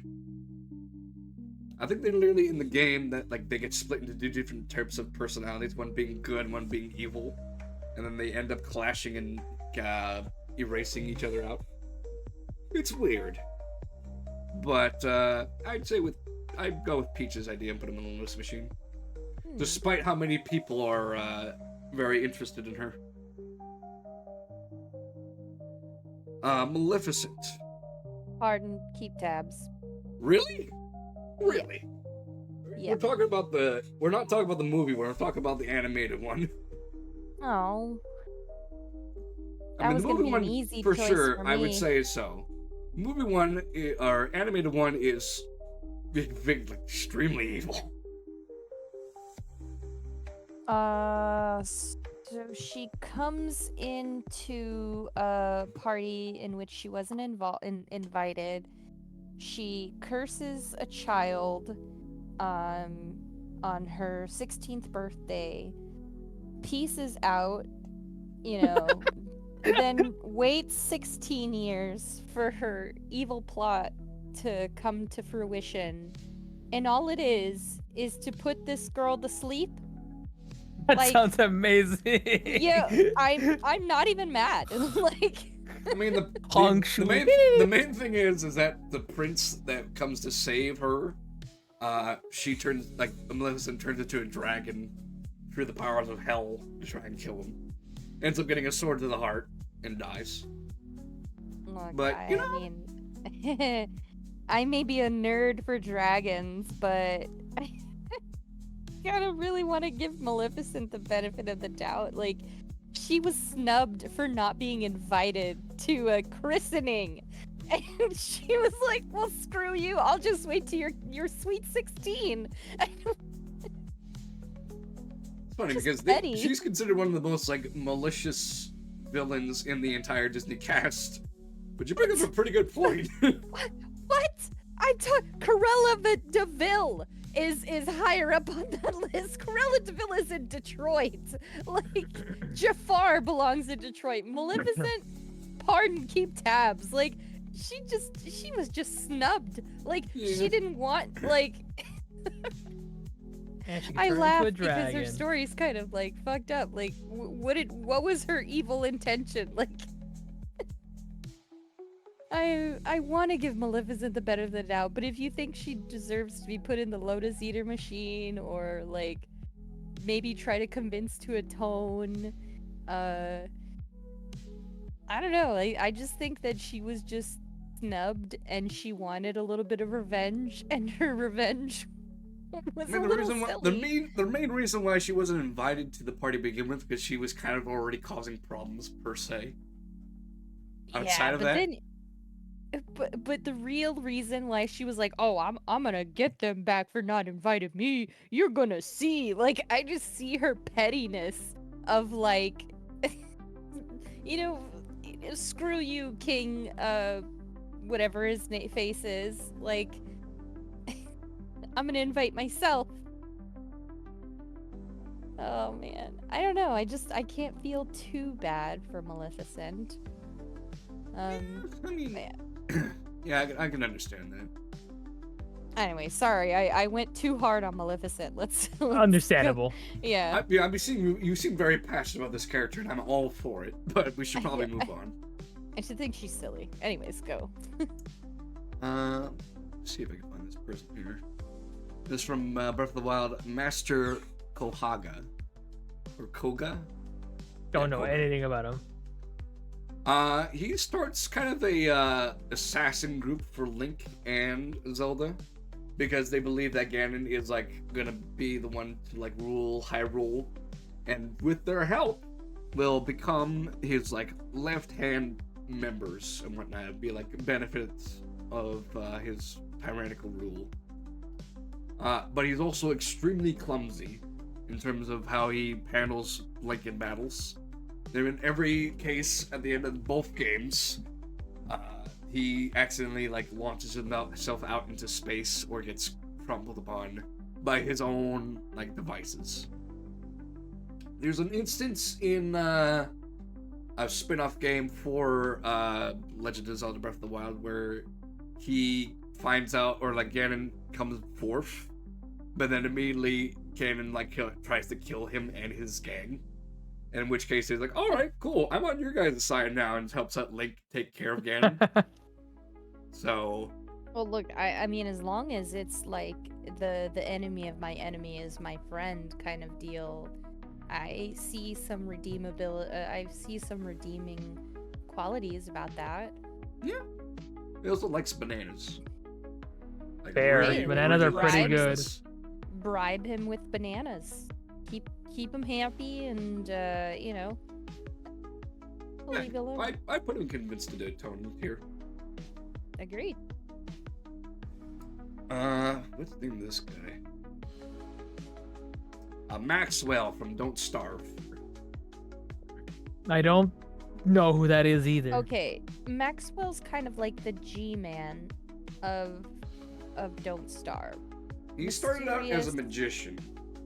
With Yeah. his, I think, girlfriend or wife? I don't exactly know his backstory other than that he's a mysterious character that appears before you and gives you this thing, right? He tells you about like you know, surviving, building this project or whatever. He starts as a man named Will Carter, an English magician performing in California in the early 20th century. He later met Charlie, who he fell in love with, and performed with him as a female assistant. It was slowly revealed by the game developers that Maxwell and Charlie were brought into the dark Don't Starve world after a tragic final act that ended with both of them being grabbed by shadowy hands during the performance. Hmm, Later, spooky. it's revealed that Maxwell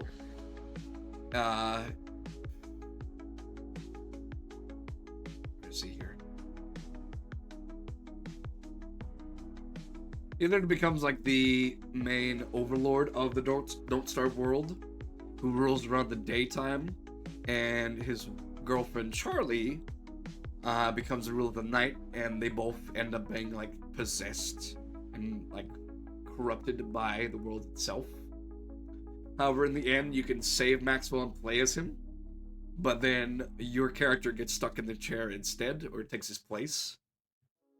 So he's kind of like stuck in the situation where he can rule over the world, but he desperately wants to get out and get back to like his reality of Earth. So he wants to be more than an observer. Pretty much. Hmm. His only crimes is kidnapping because he takes people and brings them into the world so he can like either toy with them or help them try and get them to take him out. And the other like crime getting apparently them to switch places with him. yes. That's And the kind of other evil, crime apparently is tax evasion. Fair Oh. enough. I mean, I guess just try to convince him to atone. Yeah. Tax evasion isn't so bad. I mean it's not his fault that he got stuck in that position. He just ended up there and has to deal with the consequences of it. I mean, he had to be wily enough to come up with the idea of imprisoning somebody else to take his break. Like, I mean, after being in that place, you kind of have to do what you have to do to get out. Yeah. It's kind of like, are you actually the overlord or are you actually a puppet? So- Right. It would, you know, does the dark control you or do you control the dark? Are we talking about the Kingdom Hearts here? Charlie. Clockwork from Sly Cooper. Not familiar. I can tell I you all mean, I about know this. about Sly. Go ahead. I know about Sly Cooper. I'm just not familiar with this character. This guy has been going after Sly's family since the dawn of time. And the only reason why he's still alive is because of a cyborg body he built himself, solely controlled by rage. He's been going after the Coopers one by one, ending with Sly's father and going after Sly himself. He's malicious, he's controlling, he's a tyrannical, just basically menace. His sole purpose in life is to take down Sly's own heritage, or legacy anyway. And one by one, he's been slowly doing it. It's not like he's trying to take over the world or anything like that. He just literally just hates Sly and his whole family. And that's the only reason why he's alive. I mean, so what is? I mean, He the existed. origin has to have been something like he just hates Sly's family. There's no vendetta. There's no history. He just hates the Slys. Like he just no Apparently, reason. it's consumed by Sometimes jealousy because hater- of the reputation of his family for their thieving prowess Oh, okay. and rule themselves as superior thieves. So he proves himself to be a superior killer by killing superior thieves. Just Sly's family specifically. Man, all my homies. This guy's hate Sly. obsession is kind of like a little bit. I mean, he's got a lot of knowledge to build himself his own, cyborg body. If he only directed that energy someplace more productive, Literally, he like literally is fueled by his own hatred and the Yeah, hatred Lotus of Machine. others. He comes back Put in him the in the second Lotus- game as a Put him in the like, Lotus Machine. Yeah. No, I'm gonna bash him to Detroit. All right. Wow. Okay. Well, you Because know more about him than we The main do. thing so- is, I'm gonna talk about this from based on the previous character, later character anyway. But he comes back based on people wanting to be part of him to gain immortality, and they have to channel their own hatred for Sly and his friends in order to do so. So he basically becomes a god of like fueled by hate. Like his Pretty much. followers are like fueling him with their hate, which and then empowers him and his cyborg body. He's horrifying. Yep, Detroit is probably a good fit. Metal Sonic. He was built that way. He's just heavy. He ain't just nothing. heavy, He's just Metal heavy. Sonic. There's only the only instance where I see him acting against Eggman's own orders is during Sonic Heroes, where he becomes his own person, and then tries to like literally rule the world as like a giant dragon beast. See if we can bring Oh, it well, up here. Yeah, I mean, I think if in that case, I would pardon them, but keep tabs. Because Yeah, they become mean to yeah. Metal Sonic and then turn into a giant, basically like a giant dragon robot. Is Oh kind yeah, of cool. definitely. Yeah, the dragon can chill with Maleficent up there. Pardon him. He just turns into I don't know. this. What do you think, Danny? I mean, for the main part, he's just I acting just- on his own orders. He's just like a robot. He's a robot version of Sonic. There is a like Sonic movie called like in Sonic OVA where he like shows a bit more personality, and he ends up getting sacrificing himself to save Sonic because he quotes, "There's only one true Sonic." But for the main part in the whole series, he just basically wants to be the Sonic, and is the they're big rival against himself. Highlander rules. There can only be one. Pretty much, but I'd say I could try to convince him to atone. Because even Sonic himself, and sometimes has tried to convince Metal to be a better person, only for him to like slap Sonic away and go after Eggman. Hmm. I wish Bees was here. They might still be here actually, because they recommended this one, Mithric from Risk of Rain. Nope, they're gone. Well, shoot. But yeah, apparently this guy is a deity. I'm gonna see if I can bring up their lore here. I don't really know about this guy. he's a god in Risk of Rain. He lived on a distant planet with his brother, Providence, when they were both young. He is the older and wiser of the two, saw everything as a constant for the main a construct for the main four elements, those being matter, design, body, and soul, or soul and blood. He and Providence would throw fruit into the gravity wells located in this farm. My voice is getting worser. Two brothers created Peltor 5 as well as many other two items. Eventually, the two began to disagree on how to use the device, wishing to bring near extinct creatures to the planet and saving them, whereas Mithric views them as below him and wished to seek more of their kind demigods. When the first teleporter was created, Providence betrayed Mithric and trapped him on the moon. Mithric would only watch as Providence introduced many creatures to his planet, which he viewed as vermin instead of infesting his planet.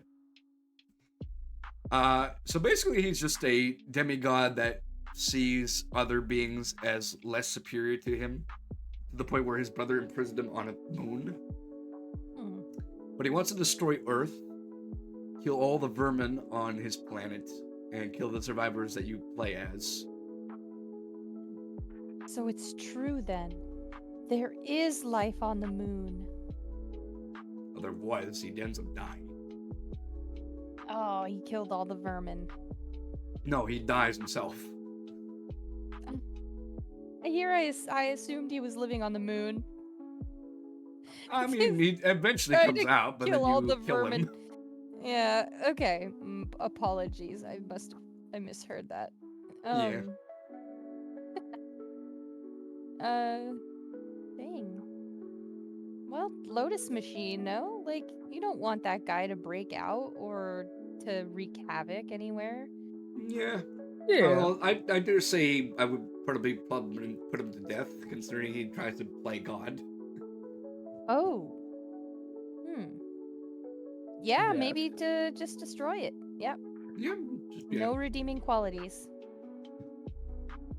And he also tries to kill his own brothers. Yeah. Mole Knight from Shovel Knight. He doesn't sound like a bad guy.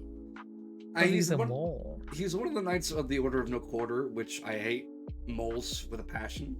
However, he's just kind of a treasure hunter, but he's very greedy. He's very strict on his treasure policy, per se. But he's not like a malicious person.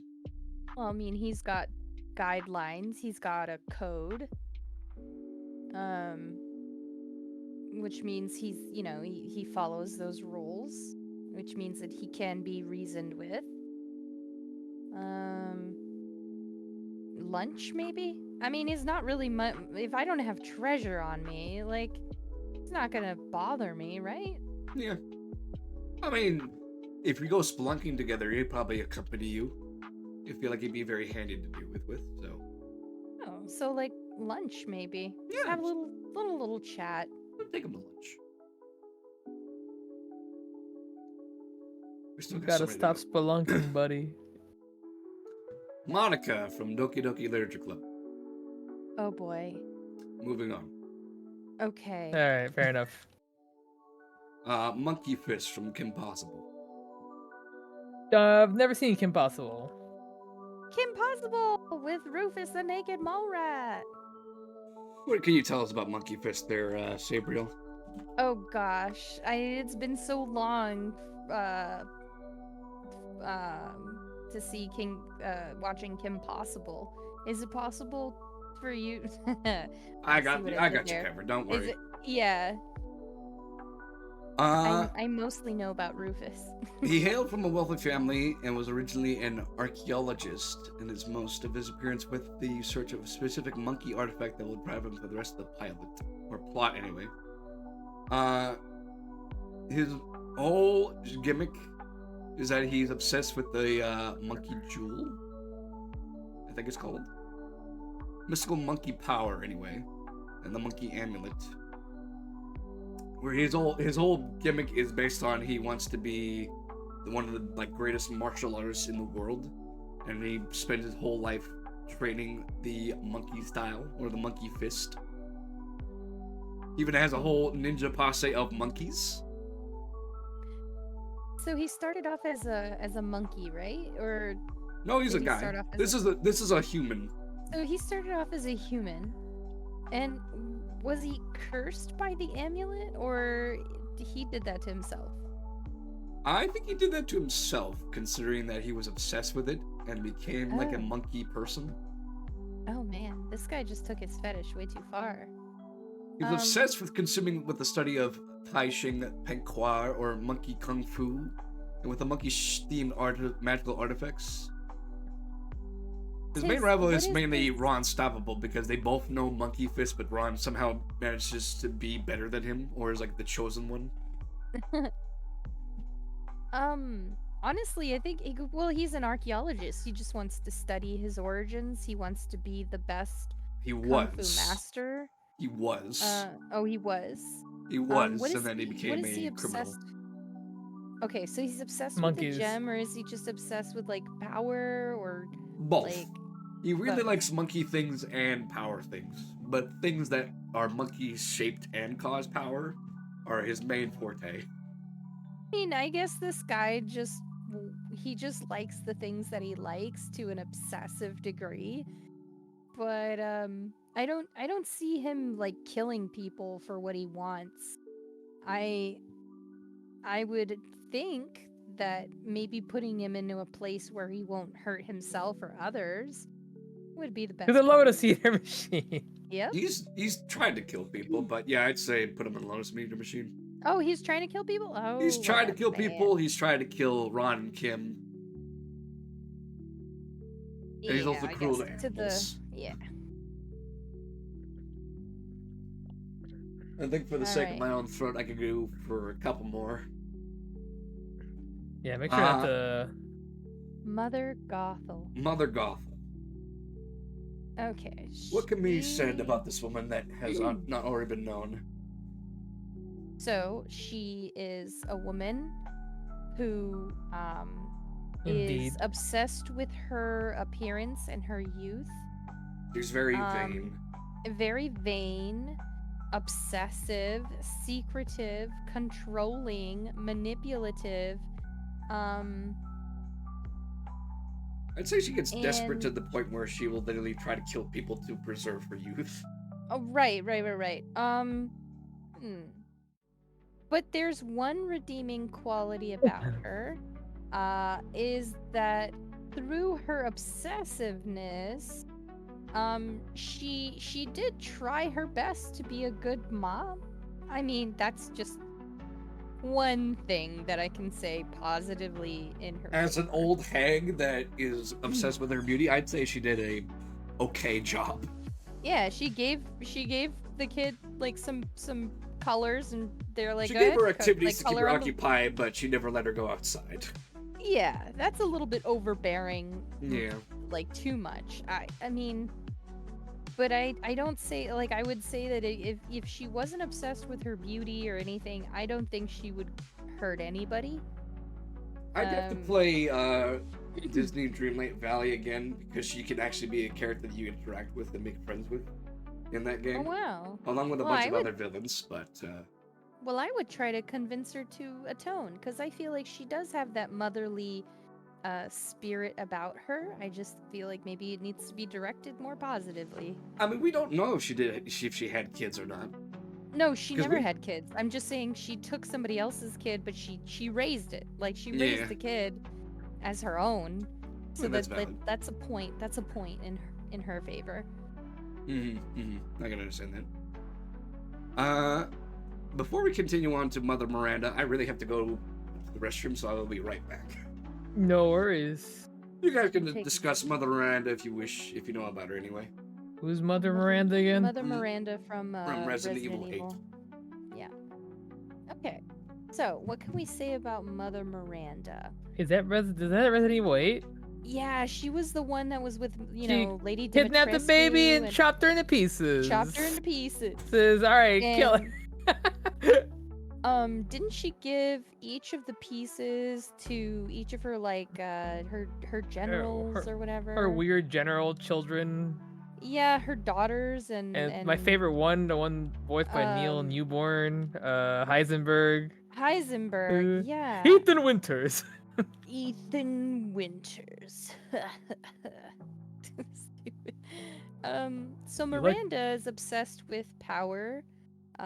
She's also obsessed with kind of her beauty as well. No, not I don't know if it's beauty so much as I don't just remember keeping. what she's obsessed with. She wanted her daughter back, didn't she? She wanted her. It's not so much her daughter; it's her power. I think that the daughter gave her, because it was like part of the thing was like they're both funguses, right? And like there Yeah. was like one part of the fungus that was like more stable or something, and then the other part was like less so, and like the combining of the two cancel each other out or some weird thing like that. Um, Man, I want to look it up, but I kind of want to go off the top of my head for memory. Um, all I know about Mother Miranda is that she would come in there and she would talk like she already was in control, and that pissed me off. I don't know how I feel about her personally. She chopped the but- baby into pieces. Yeah, it's I was- definitely not a point in her favor. I was gonna admit I was tempted to put Lady Dimitrescu in this list. I think I did originally, but then I thought, nah, she's not really the main villain. Yeah, everybody's gonna try to convince her to atone or take her to lunch. Yeah. Whereas Mother Miranda, she's a very evil woman. Irredeemable. She uses I her think. ability to like shapeshift to take Ethan Winter's child away, cut And chopped her into pieces. chop her into pieces, and then reattach her to become a like mutant child, so she can raise her as a daughter.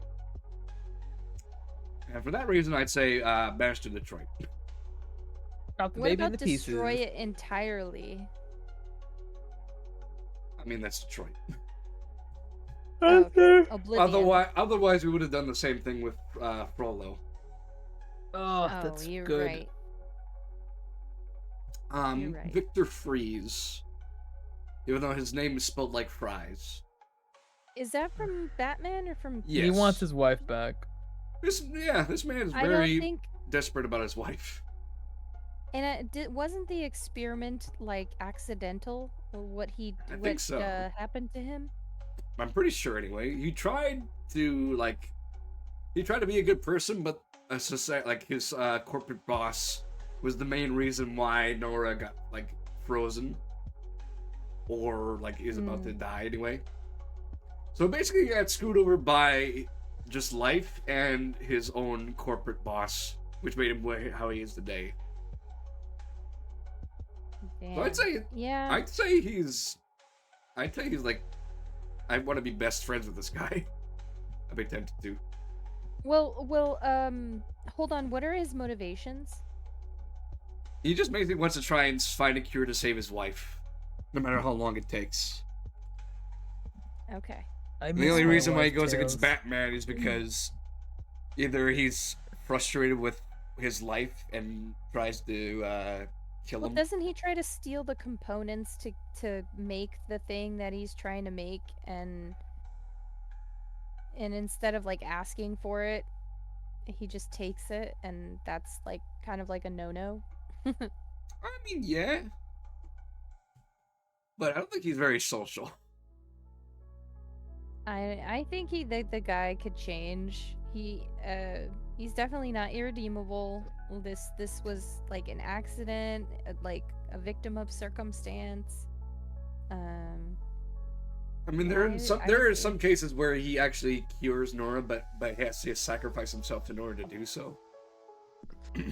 Oh, that's cool. That's a point in his to him. Like, I think that happened in the Harley self-sacrifice? Quinn show. Yeah, I remember I that. remember that. I'm down for some self-sacrifice. That's dope. Yeah, he's not. I wouldn't say he's a villain per se. He's more like he's just an anti-hero or anti-villain. He's just a very tragic man, and I feel bad for him. So I'd convince him to. Pardon. I'd convince him to try a new tone. I think there's one case in one of the comics where Batman releases him from Arkham, And what Victor Freeze does is he goes outside and then just makes snow angels because he has nothing else to do. Oh. The sad man. Mustache Kid. That's Oh, Matt my- from the Hat in Time. Take this kid out to lunch. Take this kid out to lunch. A Show very him some love. A very Then, tragic yeah. girl who got invaded by the chef mafia, who she first greeted. Pardon me. She first greeted them with kindness and respect, but then they just up and took over her town and left her homeless and sad. And the only reason why she's a villain to begin with is because he wants to use the timepieces to rewrite her history so she can save her town and be a hero. But everybody hates her for it because she's very bossy at the same time. Hey, she's probably been through some stuff with the mafia. I don't doubt that she had to be tough. You know. I'd invite her to lunch. I'd also question how she grew a mustache. Obviously, it's a disguise, so the mafia doesn't know it's her. She says she's in witness protection, don't you know? I think she had the mustache before they arrived. Oh, dang. Well, ignore me. That was... Mysterio from Spider-Man. It's Dr. Mysterio, isn't it? I think it's just Mysterio. Mysterio. No, I think it's Mysterio. Is there any version of it where he's like not a dick? I don't think so. Hey, correct me if I'm wrong, but in Marvel Alliance, I think they had a level where you fight Mysterio in a carnival place. I mean, that doesn't surprise me. He used to work as like a special effects expert and whatnot. And plus, carnivals seem like a really creepy place that he would use to like confuse and befuddle his enemies. So I feel like I fought him in a carnival area, and I felt like it was more of like he was more like a whimsical comedy relief kind of character. He didn't seem sinister like Doctor Doom. he is very whimsical and kind of a joke. Like in one Spider-Man game, there's literally a circumstance where you face him again and again and again, and then you meet him in like a gas station shop and punch him in the face, and then he dies or like gets taken down instantly. I love that mission. Let me ask my brother really quickly. Hey Nick, do you remember in Marvel Alliance, when you fought Doctor Doom, was it in that carnival level? You mean Mysterio? It wasn't Mysterio. Sorry, it was Mysterio. Do you remember Mysterio? Wasn't he in a carnival area? Mass murder, attempted world domination, terrorism, Do you assault and remember that? battery, 'Cause I swear, like, pseudocide, robbery, kidnapping, smuggling, blackmail, trespassing, psychological torture, brainwashing, incrimination, jailbreak, hostage taking, theft, fraud. I'm not going to list that one because that's appropriate. Property damage. yeah, it makes sense. It makes sense that we're rating villains right now, and Mysterio popped up, and we're trying to whether like we're gonna pardon him, keep tabs, convince him to atone. Are we thinking about bestie material? He's not bestie material, is he? He's killed people. Oh, he's killed people. Oh my Haven't God. we all? Not to mention he's assaulted people in the not fun way. Oh my God! In the Alright, never mind, kill him. SA way? In the SA way. Oh no! Never mind, you can kill him. He started That out as a thing's joke gotta character, but then he die. became more and more malicious as time went on. To be an actual threat and to be like a legit sinister villain. So, yeah, I put him in I put him in retire. Damn. Granted, there's also a lot of versions of him, so it can vary from time to time. But through the main continuity, he's done some pretty messed up stuff. Pretty messed up things. I mean, in that case, the Joker should also go up on that list. He's already here. Oh, and He's in the Detroit. section. He's I in like Detroit. that. We're not gonna reason with the Joker. He's freaking No. psychotic. Even Batman's killed him time after time again, in various circumstances. Let's go on a little more wholesome side. You're a rat now? Yeah. I've always been a rat. Don't worry about it. You need a little cheese wheel that you can nibble on, like when you go on I do breaks, have where cheese. I do have you some leave the cheese. microphone unattended, and it's just like a little constant nibble. I should have done that when I was going to the restroom, because I do have a little cheese snack that I'm eating. Yeah. Cute. Alright, let's talk about Embryo from Crash Bandicoot. Ooh. That's a good question. Embryo. He This likes guy his eggs. was Dr. Cortex's first lackey that he used to make the Evolve Ray, which made all the mutants in the game, including Crash himself.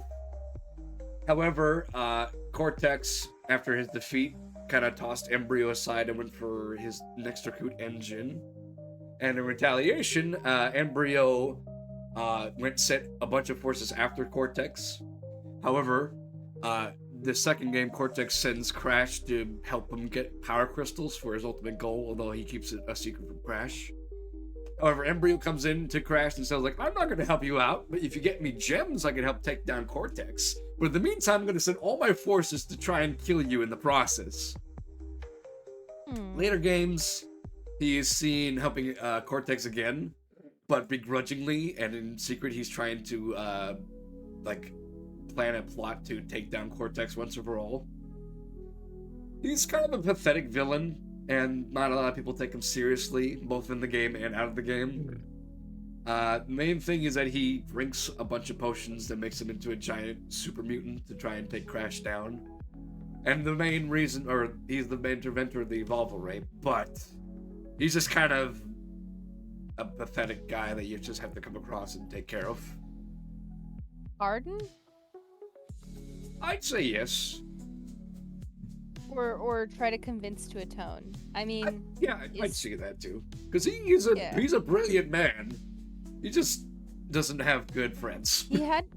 Yeah, I feel like he was trying to take down the guy from the inside, and that was inappropriate. I liked his Go ahead. standing up to him. That And was to be good. fair, he does help Crash and Coco in the second game by shooting a giant laser at Cortex's whole satellite, cutting it in half and blowing it up to save the day. Neat. But So in the process, yeah. the main thing is that all the enemies, including the bosses you come across, except for Cortex, was sent by him, except for Engine as well. Okay. Oh damn. Okay. But yeah, Well, yeah. Convinced to atone. I feel like he's trying to do the good thing, but in the process, he's not doing it in a very heroic way. So. Johnny! Hello, how you doing? Good to see you. I'm with Johnny. Peach and Sabriel. How Hello. was your stream? You playing some Yakuza 5, I remember. And as you can see, I'm a rat. Please don't eat me. Let me eat some cheese instead. Delicious. Anyway, let's talk about... Actually, before I do anything else, let me give you a shout out here, which hopefully can trigger something that I tried to set up, but to be sure, I'll make sure it works. Give you a shout out here. There we go. And with that, let me talk about Entropy, a member, or rather, a partner for Neo Cortex, but also in the fourth game, he becomes the main, one of the main villains per se. This guy starts off as going back in time to take power crystals to fuel the Cortex Vortex to try and take over the Earth with Cortex and Dr. Uka Uka. Went from hardened prisoner to literal child. I mean, that sounds about right. I think you play as Haruka in that game too, so that makes sense. But yeah, Entropy in the fourth game, he uses Uka Uka to escape from imprisonment within the beginning of time with Cortex.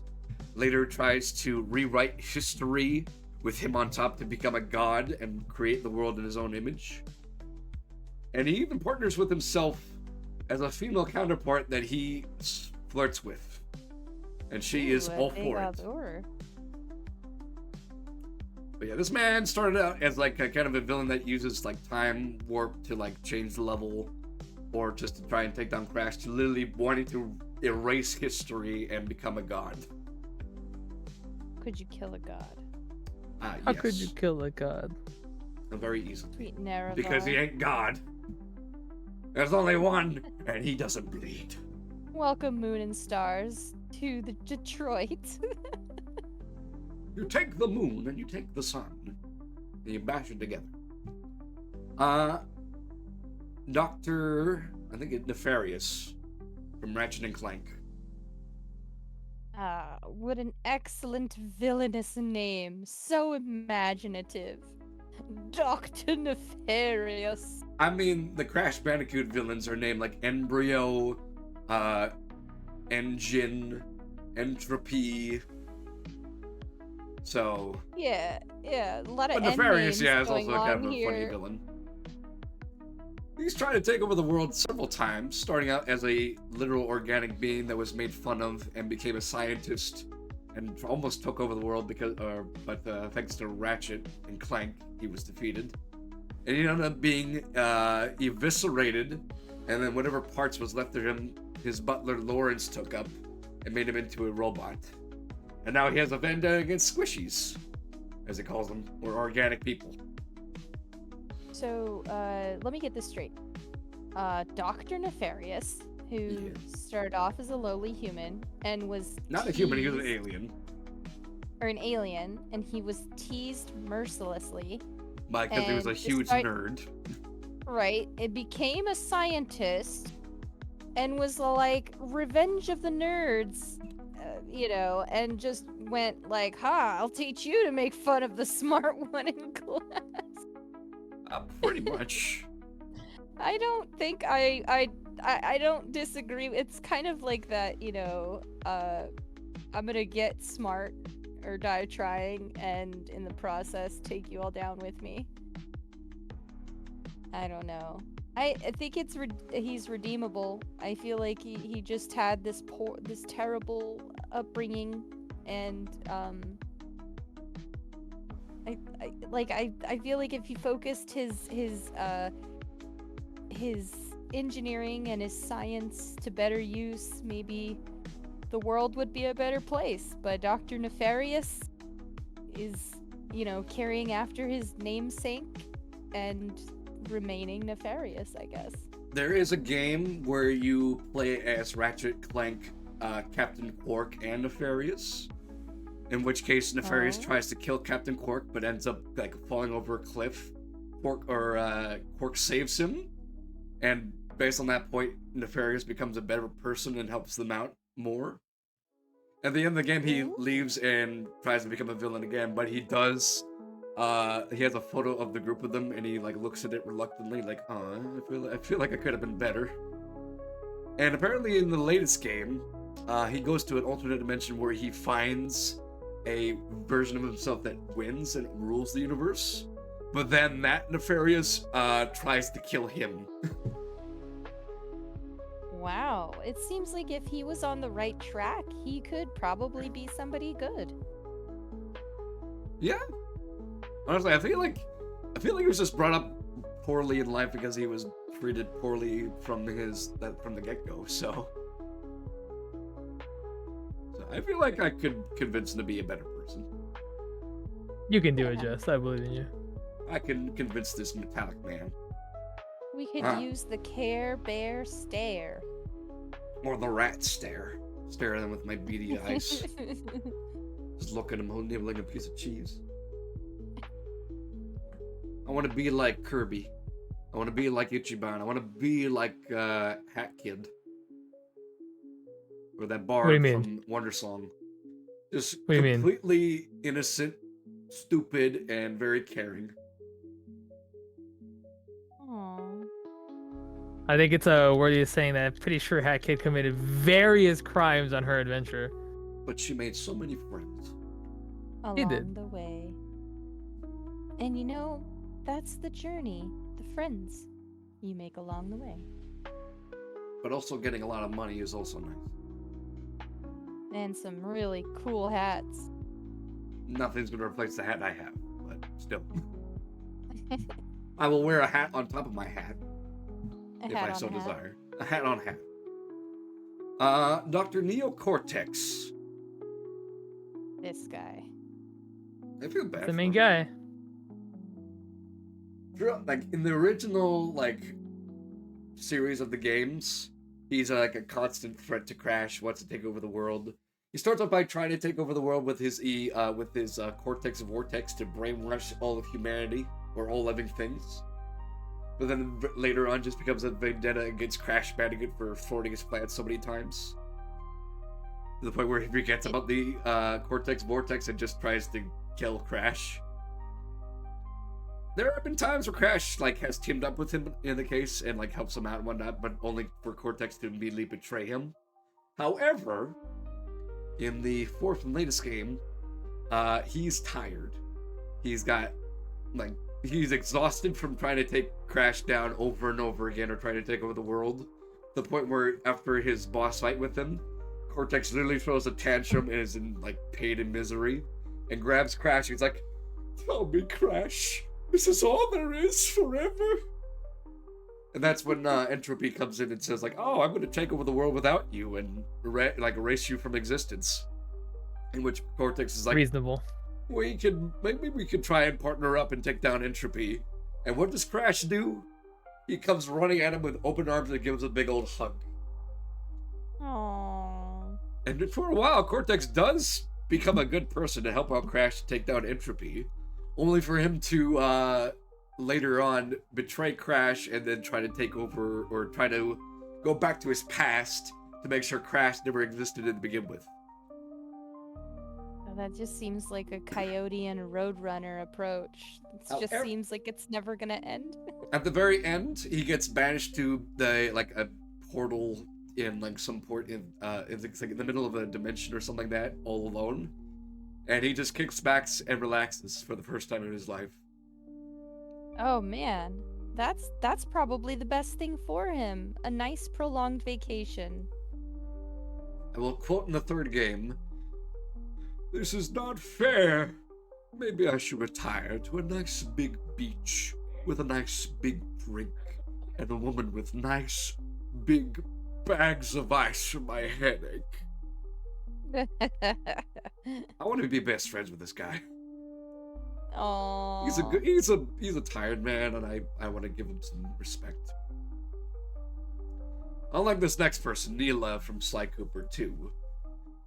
So you know how I talked to you about how Clockwork is a cyborg made in a metallic Yep. body that keeps a mournful rage? Neela found this out, went as a undercover cop to help Sly out in occasion, only to betray not just Sly but Carmelita as well, locking them in prison through the Contessa, which is a very is a Black Widow prison rehabilitator that she uses to brainwash people to either take their jewels or make them their slaves. Meanwhile, Neela went to go and put herself in Clockwork to become immortal. She's She actually horrendous. She did eventually become immortal and part of Clockwork, becoming Clockla. But Sly and Carmelita and the rest took her down. But as a final resort, she took one of Sly's best friends, Bentley, as he was trying to shut her down completely to make her to vulnerable, put her vulnerable so she could take it down once and for all. Whew. Saying all at once. He did it within her mouth because that's where her control panel was, and she closes her mouth on Bentley, permanently handicapping him and cutting his legs. Ooh. I would highly recommend playing the games because this my dialogue does not do justice for this kind of woman and how treacherous Dude. she is. I could just imagine that scene. Oh man. He doesn't get Bentley. decapitated per se, but his spine gets broken, and he can't. Oh, and yeah, for the rest of the he's- game, he's just in a wheelchair, Oh no. which is really heart wrenching. So, I'd say I don't know what you want Detroit. to do with her, Jess, but it's Right. yeah, it's up to you. What her I'd say punishment is. Detroit. She is a menace. Do it for fucking Bentley. It's one Oh, thing to be a man. villain, but to masquerade as a person who's helping you out and then backstab you, that's too much. That's Too much. low. That's a low blow. Mm. I think I could go for another half hour. We're Nitro? going through the list pretty well, I'd say. Despite how many we've gone through already. But, Engine from Crash Bandicoot. Engine. He is a cyborg who is not aware of the rocket within his head. Apparently, according to lore, he was mistreated by his parents. There's a quote in one of the games where he's like, "It's like my father always told me, 'Shut up, Engine, you freak!'" So, I feel like he had a poor upbringing. But he's just kind of a weird villain. In later games, he's like a actual like threat for Crash and works with Cortex to like take him down. But in the previous Crash games, he's voiced by Nolan North, who does a fantastic job with him because he just sounds like a raging lunatic, talking about how he loves muffins and how they're like a very comforting treat, or how like Cortex beats him up. He's like, "But I liked it when he did that."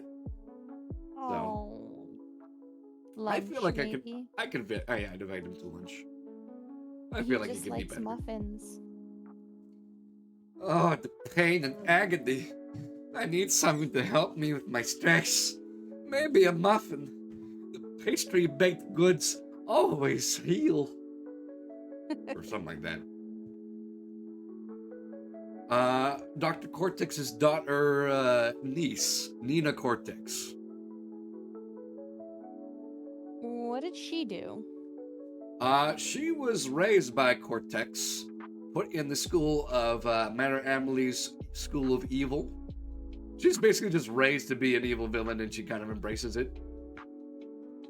I mean, that's all she ever knew.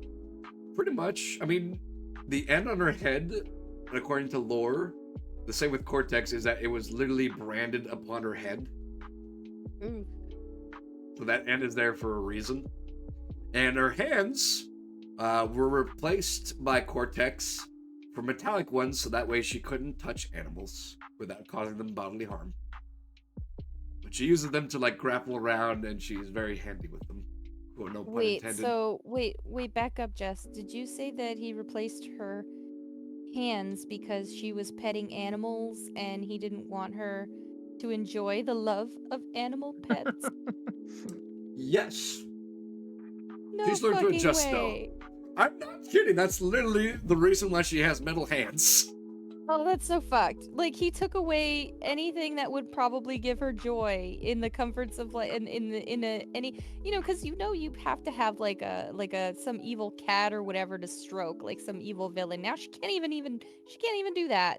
I mean, she could probably pet Crash and whatnot because they're like mutants and they're like enhanced to deal with that kind of thing. But regular animals like me as a little rat, nah.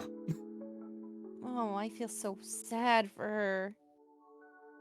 She's very like Hot Topic like, where she's very emo and edgy, and she's very petty. She's like hesitates to say please when she asks for help. But in some cases, she's more competent than Cortex, who oddly enough she does not really have any resentment for, but she likes to boss him around anyway in some cases. So I'd be tempted to be best friends with her. You think you'd give her a chance? I'd give her a chance, yeah. She does have like that tsundere vibe about her. So, oddly enough, I do have Cortex in the same list, but I have my own reasons for him as well. So, have we talked about Kiryo's brother Nishiki? I feel like we have. Maybe we haven't. I'm not sure. Adopted brother. They were raised in the Sunflower orphanage together.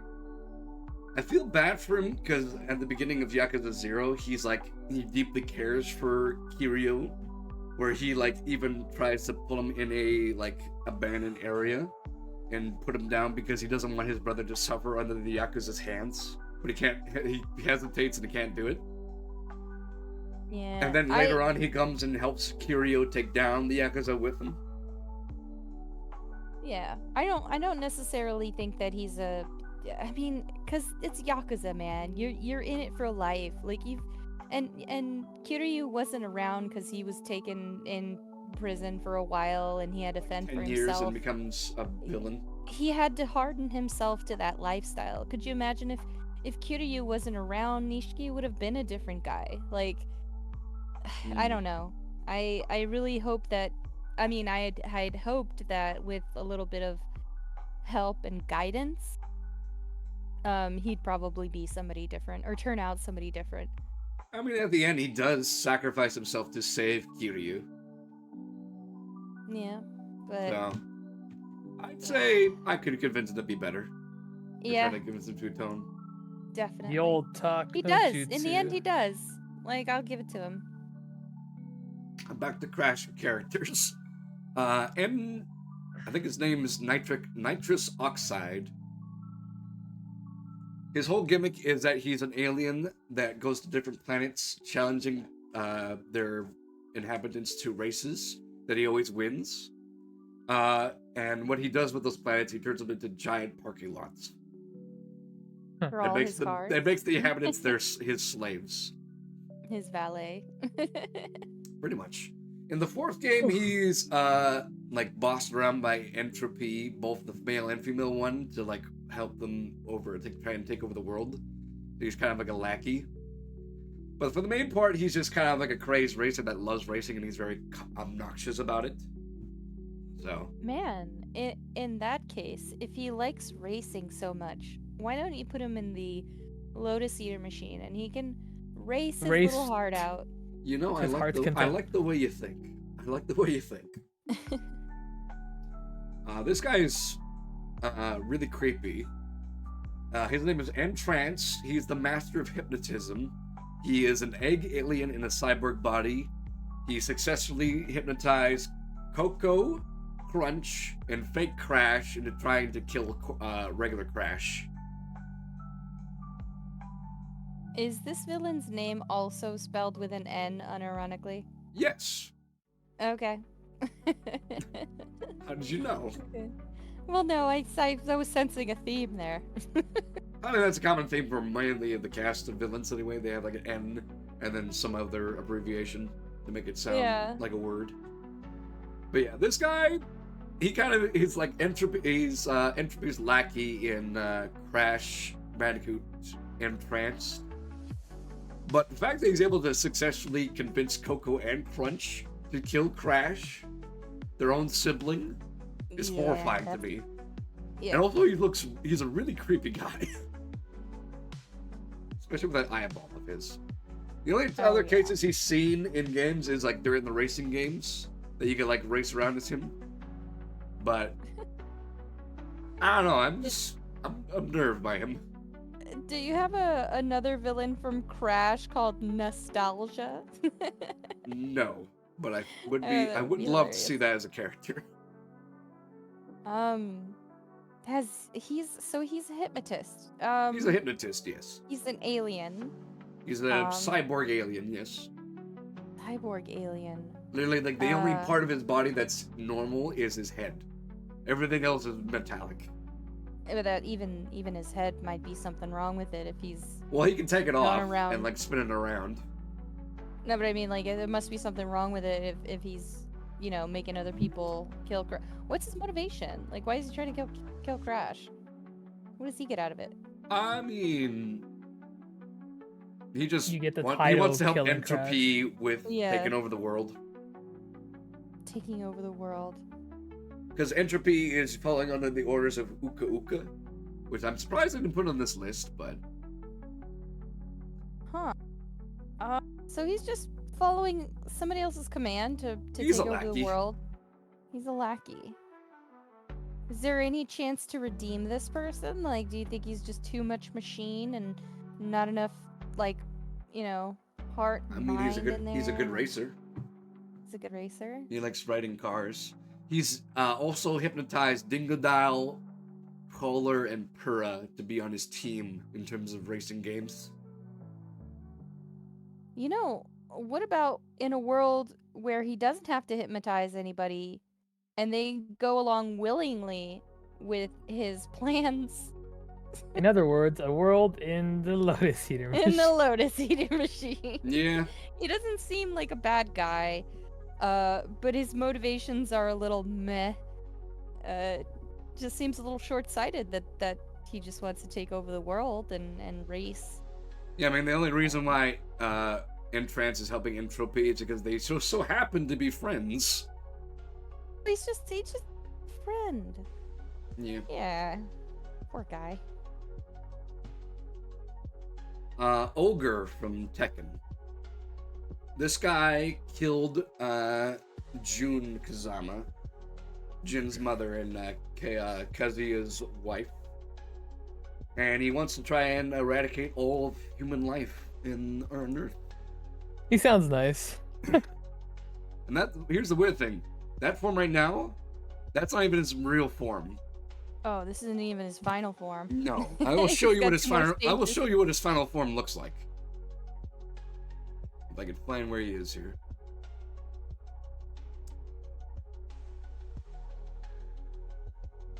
Somehow he's not showing him the villain wiki, which is absurd.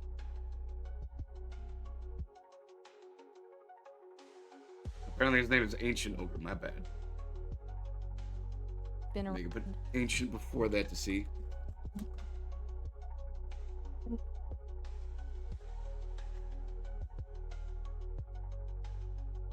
Yeah, here we go. He looks like this in his real form. Take a gander in that. Oh, Yeah, what are we looking at? oh This that is looks Ancient fantastic. Ogre as in like his true self. Oh, He's got- is his tail Ah. a bunch of snakes? Like it's a bunch of No, snakes? that's his right arm. Oh, okay. But yeah, he Some goes sort of, like- from this to this somehow. In Tekken 3, it's done by absorbing Heihachi. But, yeah, this guy's horrifying. And his motivation is to also take over the world? Oh, he just wants to kill everything. Kill everything. Pretty much. Well, I think we should kill him. You know, I'm not argue with that idea. He's a power-hungry deity who wants to kill all the strongest martial artists on Earth and take their souls. That's basically it. Yeah, nothing redeemable about that. No. We're gonna kill this guy.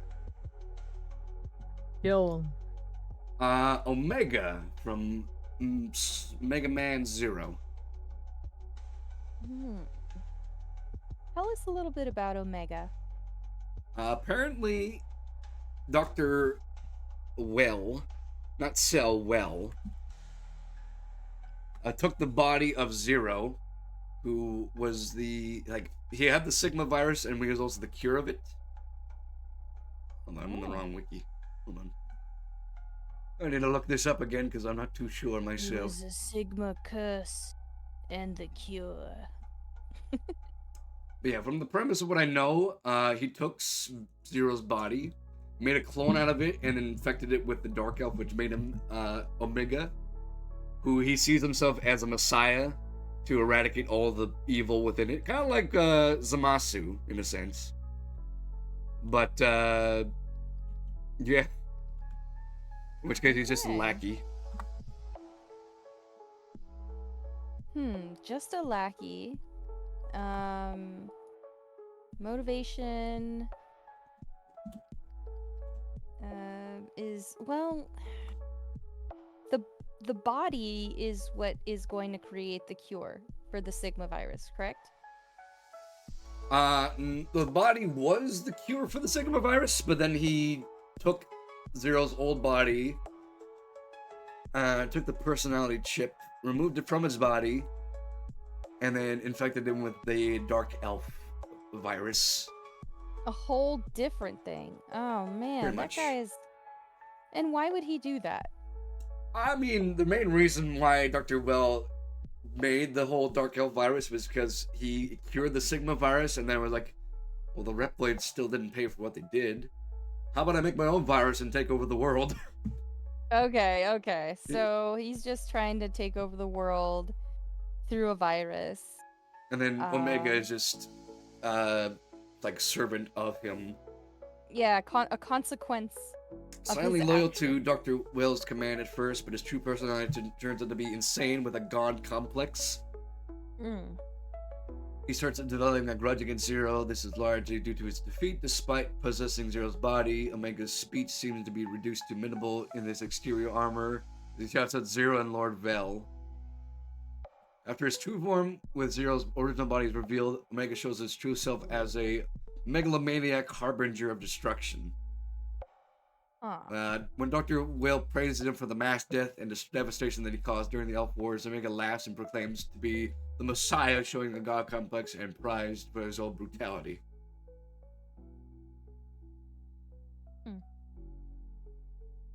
What do you think, Jess? I'm really aiming pretty low on the bar for this one. I feel like he should be in Detroit. All right. He could join. Another one for He the could join slums. Dr. Whale in that one. They both can be with each other in that regard. Oh. Good This luck with one's Cruella kind de of a Vil. minor one. It's from Mega Man 8. His name is Udo, or Ood. He is the opposite of Duo, in which case he is a being of dark energy that affects both people and robots. So he is the yin to the yang. Pretty much. What is their motivation? They're just evil and they want to corrupt all living things. Are they a product of a virus? No, they are the virus. Oh, well then kill it. Kill the virus. You're known as the trio in the Archie comics. After an aforementioned deep space battle, the robot was destroyed by his foe in a battle which resulted by the two robots clashing into planet Earth. Duo managed to defeat him to the point where his body went completely inert, but the traitorous and malevolent robot did enough damage to Duo, which none of them could slow down to avoid burning upon reaching Earth. The robot's body was last seen with an old island fortress of Dr. Wily, who quickly abandoned it upon the discovery of the strange android. As the mad doctor found what he came for in the imminence of his new wicked scheme. Although the evil robot is destroyed, it is implied that he continued to live on through the evil energy it was harnessed, which is what Duo spent the remainder of the game trying to eradicate. I think its plot is a lot more in depth with the Archie comics rather than the games. But he's the main reason why Yeah. Dr. Wily has this new power to use to create a bunch of new robots and to like try and take over the world. Well, we don't want that. No. Just a little bit. Apparently he was partners with Duo, but then betrayed them to try and take over the galaxy. Huh. It's It's either retire or Detroit. I'd say Or- Detroit. Okay. Papu Papu from Crash Bandicoot. This guy's just a fat island chieftain in his own tribe. He kind of just chills out. The only Dude, reason that why would he be- attacks Where's- Crash. Go ahead. So I was just gonna say, wait, so why is he on here? He's just some dude. Yeah. Well, he attacks Crash because he's a villain. Because Crash invades his own like village.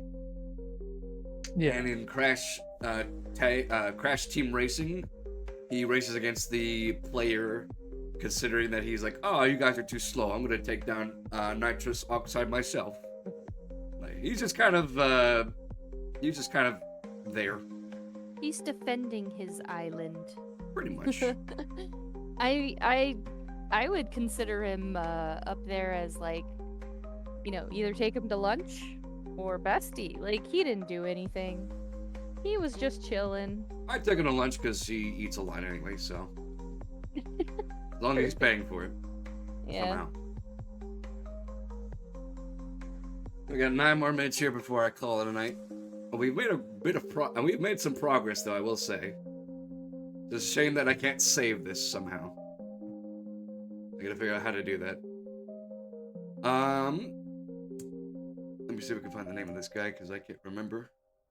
Pyra Dark from Danny Phantom. Tell me a little bit about them.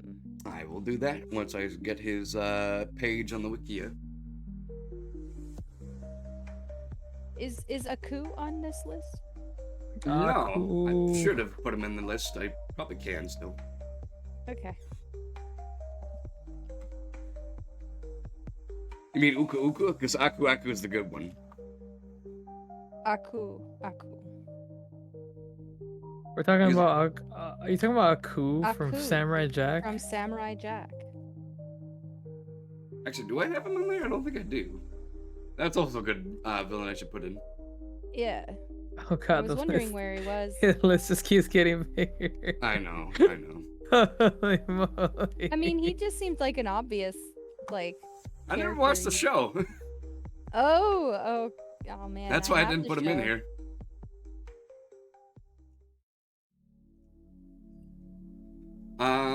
But yeah, Pyra Dark.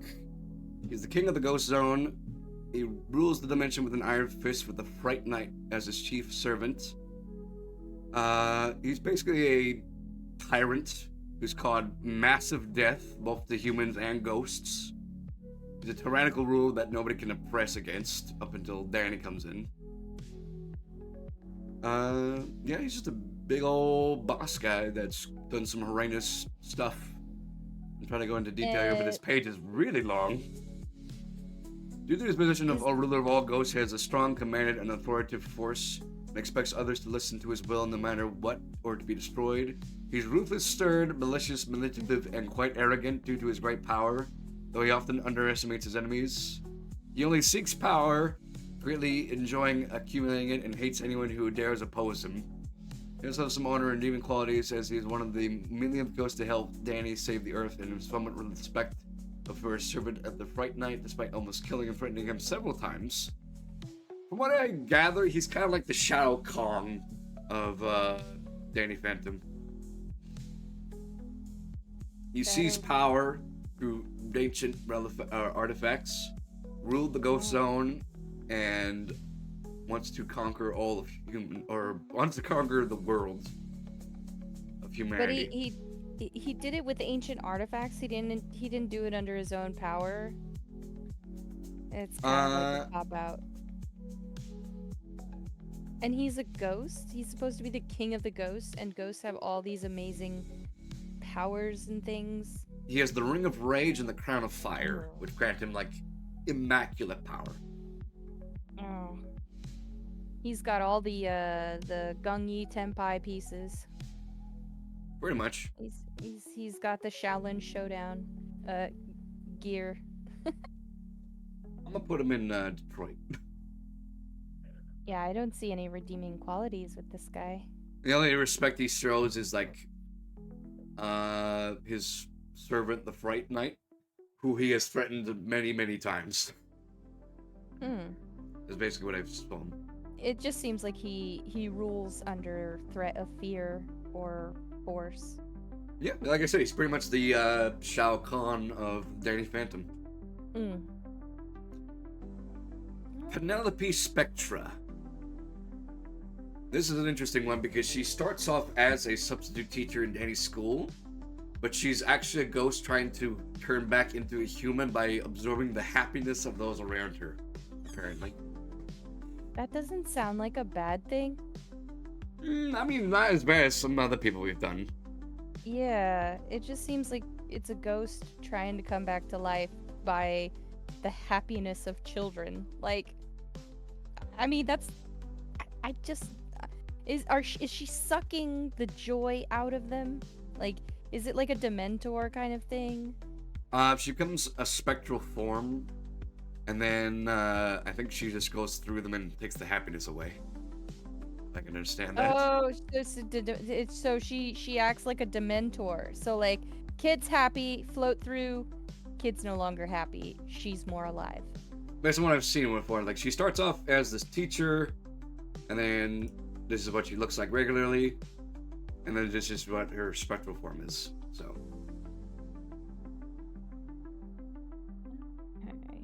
So, where do you want to put her in the list? Like, I mean, I don't. As far as the qualities of her, because I don't know what her personality is. She's a substitute teacher. Like, she's not getting. She's teaching. Monstrously narcissistic, exhibits a very strong need to be young and beautiful, uses immoral means to keep her beautiful appearance, and fears she will get old and ugly. Kind of reminds me of Mother Gothel. Oh, Mother Gothel. Yeah, where is Mother Gothel at? She's like, give her have her give company. Although I don't like her sucking the joy away from children. She is teaching the children in school, and technically, school is not a happy place. So She may have been one of the most callous ghosts ever, along with her assistant Bertrand, as they gleefully hunt for the suffering of others and attempt to kill people to carry out their plans. She's smart and wise, as she convinces many that she is really a mentor and that she probably stayed in the human world for a long time to feed off the misery of her students. It also shows her extensive knowledge of psychology, as she's seen when she uses her depressively kind words to get teenagers to face their deepest fears, causing them all to fall into a state of depression that gets worse each time they encounter her again. This suggests that in her lifetime she majored in psychology and earned a doctorate in psychology. So she knows how to make people upset and miserable, and she uses that to her advantage. Go ahead. Wait, back up. You just glazed over like a part that was like, whoa, she actually killed people. Oh, she's trying to kill people. Oh, I must have misheard. Attempted mass murder, not actually mass murder. But there okay. was an attempt. All right. Okay. Therefore, it's fine. I don't know about that. The deviousness stems from her, like, being a psychologist and, like, literally, like, mind fucking her, excuse the language, her students and making their lives miserable. Like, I don't like that. I'd say put her in the Lotus machine. Yeah, that's she belongs there. It's one thing to be obsessed about your beauty and youth. It's another thing to cause psychological trauma to multiple people in order to do that. Ugh, we already have cartoons that do that well enough. That's why half of all this list is here anyway. Right. Half of our trauma stems from this right here. The Penguin from Batman. Okay, can you read a little bit about the Penguin's background? Because I recently started watching that Gotham, not the Gotham show, the Penguin show, and it gave me a little bit of sympathy for the character, Oswald, but I don't know if the comic books are any different. I mean, he's a crime lord that uses his vast, like, intelligence to make various weapons throughout the city, including his umbrella, which he uses as a gun, among other things, like a gadgets galore, like kind of like Batman, except for more lethal purposes. Yeah. I also like to think back to that old Batman with the Keaton, and it was, I think, Danny DeVito who played the Penguin. Yeah, he got thrown out of a window. Yeah. I just remembered how gross the Penguin was, especially when he ate, like, the raw fish. I mean, it just gave me, like, they gave me such, like, a visceral, like, ick. It gave me the ick. Any redeeming qualities about the Penguin other than he loves his mother very much? There was a target of bullying in his youth due to his short stature, weight, waddle-like limp, and beak-like nose. His father died of bronchial pneumonia, which contracted by walking in the rain without an umbrella, leading to his overprotective mother insisting he carry one in his person at all times. Compot's parents owned a bird shop where he would spend his free time interacting with the birds, treating like he was only friends and lavishing with affection. His relation with the birds helped them learn to study ornithology. During his college years, only discovered he was more knowledgeable on the birds than his professors. There was Wow. different accounts on what led Cosmopolit's life of crime. One source claims that he became a criminal after the bird shop and all the birds were repossessed after the death of his mother to pay off the debts. Another source claims that he was driven to crime after being rejected by his high society family and keeping in his aristocratic origins. Cosmopolite pursued his criminal career wearing a monocle, top hat, and tuxedo. He took on the mantle of the Penguin and would eventually become one of Gotham City's most powerful crime lords, as well as the most enduring members of Batman's Rogue Gallery. Okay, so can I say a few words on behalf of the Penguin? You gotta hand it to him. He overcame his trauma and, made something of himself, became a crime boss.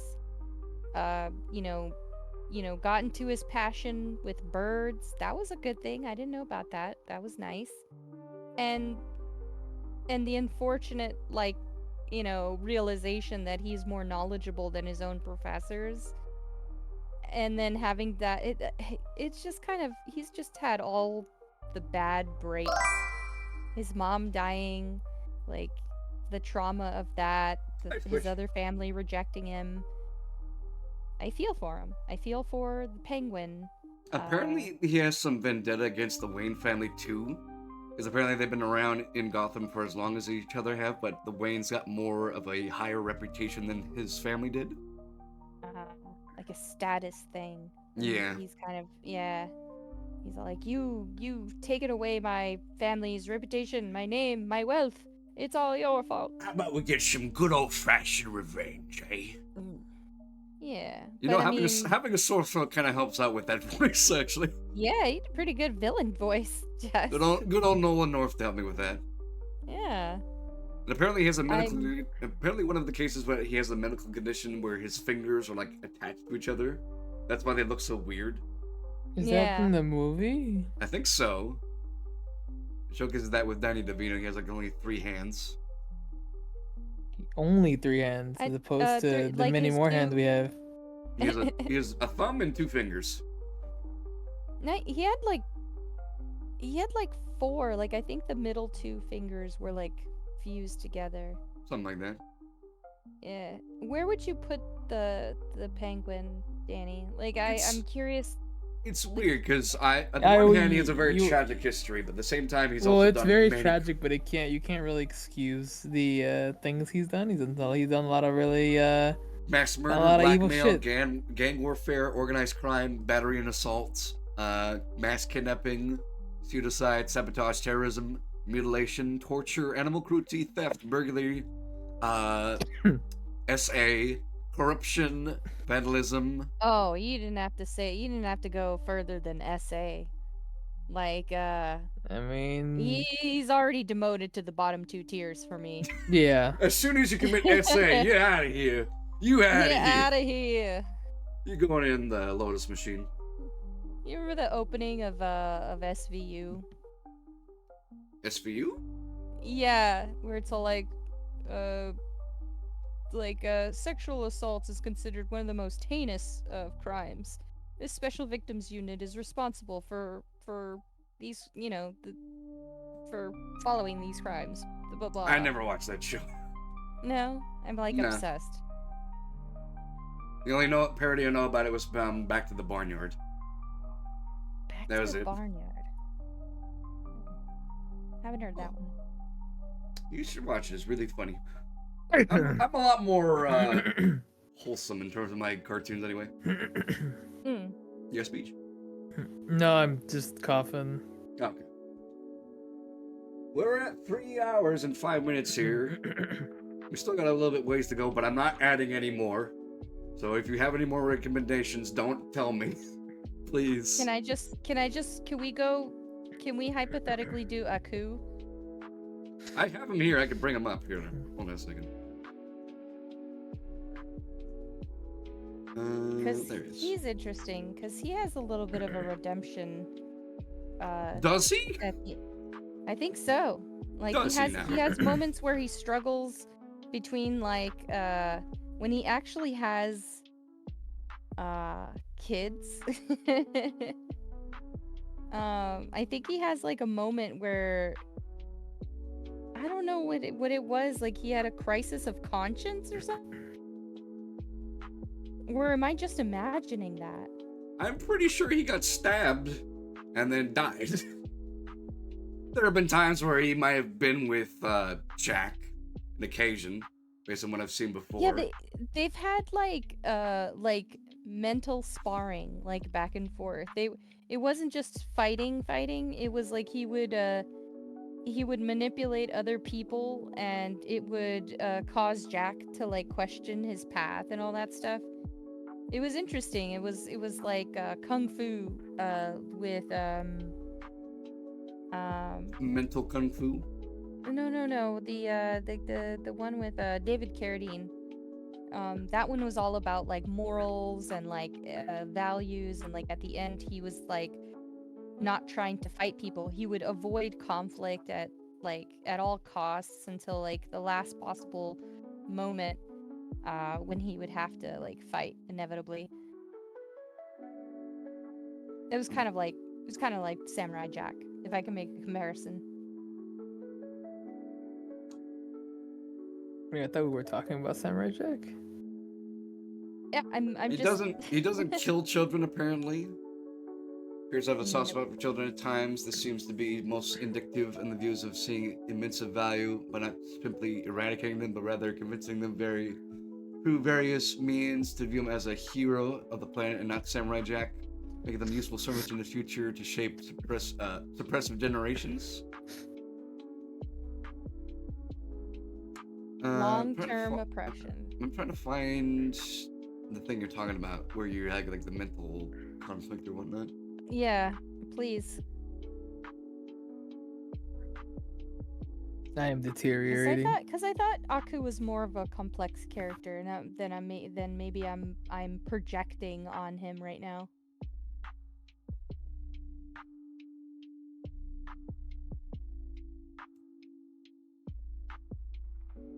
But he is in the lower tiers.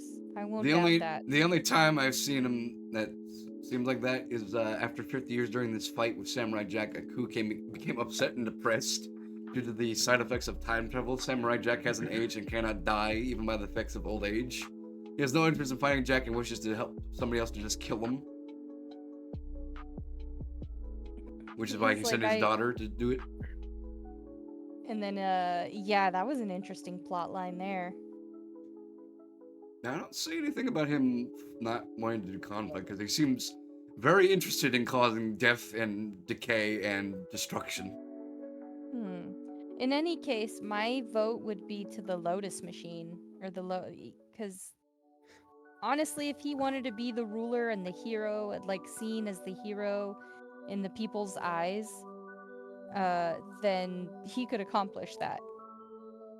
I mean, he did try with without the children, because he did convince them that he was the good guy, not Samurai Jack.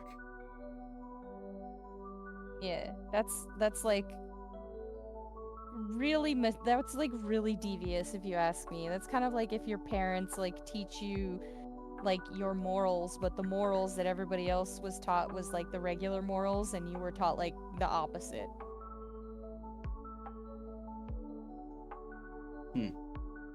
He also uses evil techno music to hypnotize children to become his slaves.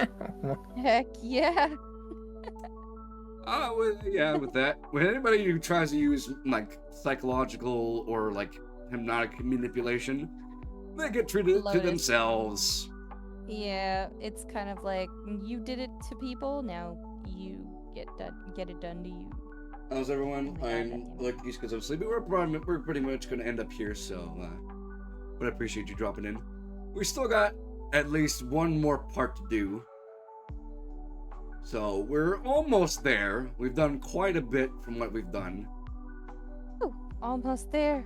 And I appreciate you being along here with me, Sabriel, and Peach. Especially Peach, considering how eepy they are. I'm so eepy. But hey, I appreciate you being here, and thank you to you, yes you, for being here and for watching with us, and for contributing as well. We appreciate you being here. Hope you had a wonderful time. I'll be sure to do something on Saturday, some more art, more like that. And I will try my best to rearrange our Tower Unite time together, because I know some people were interested in being with that. I know Luminous was asking me, like, are you doing Tower tonight today or not? So, but yeah. I need to rest my throat because I sound a lot more mature than I usually am. And Peach needs to, I guess, go to bed or whatever she plans to play. Perish. Yeah. But yeah, let's go find somebody to raid, shall we? I think we should. I have to ask my buddy Brosaurus to see if I can get that shadow thing fixed up, because he showed me how to do it, but I don't know how to activate it. So in the Shadow meantime, thing? shout out. So whenever you can shout out somebody, there's like a clip that plays on one of their featured clips. that That we were gonna thing. be I sent want to to the figure out how to do Shadow that Realm. myself, but I don't know how.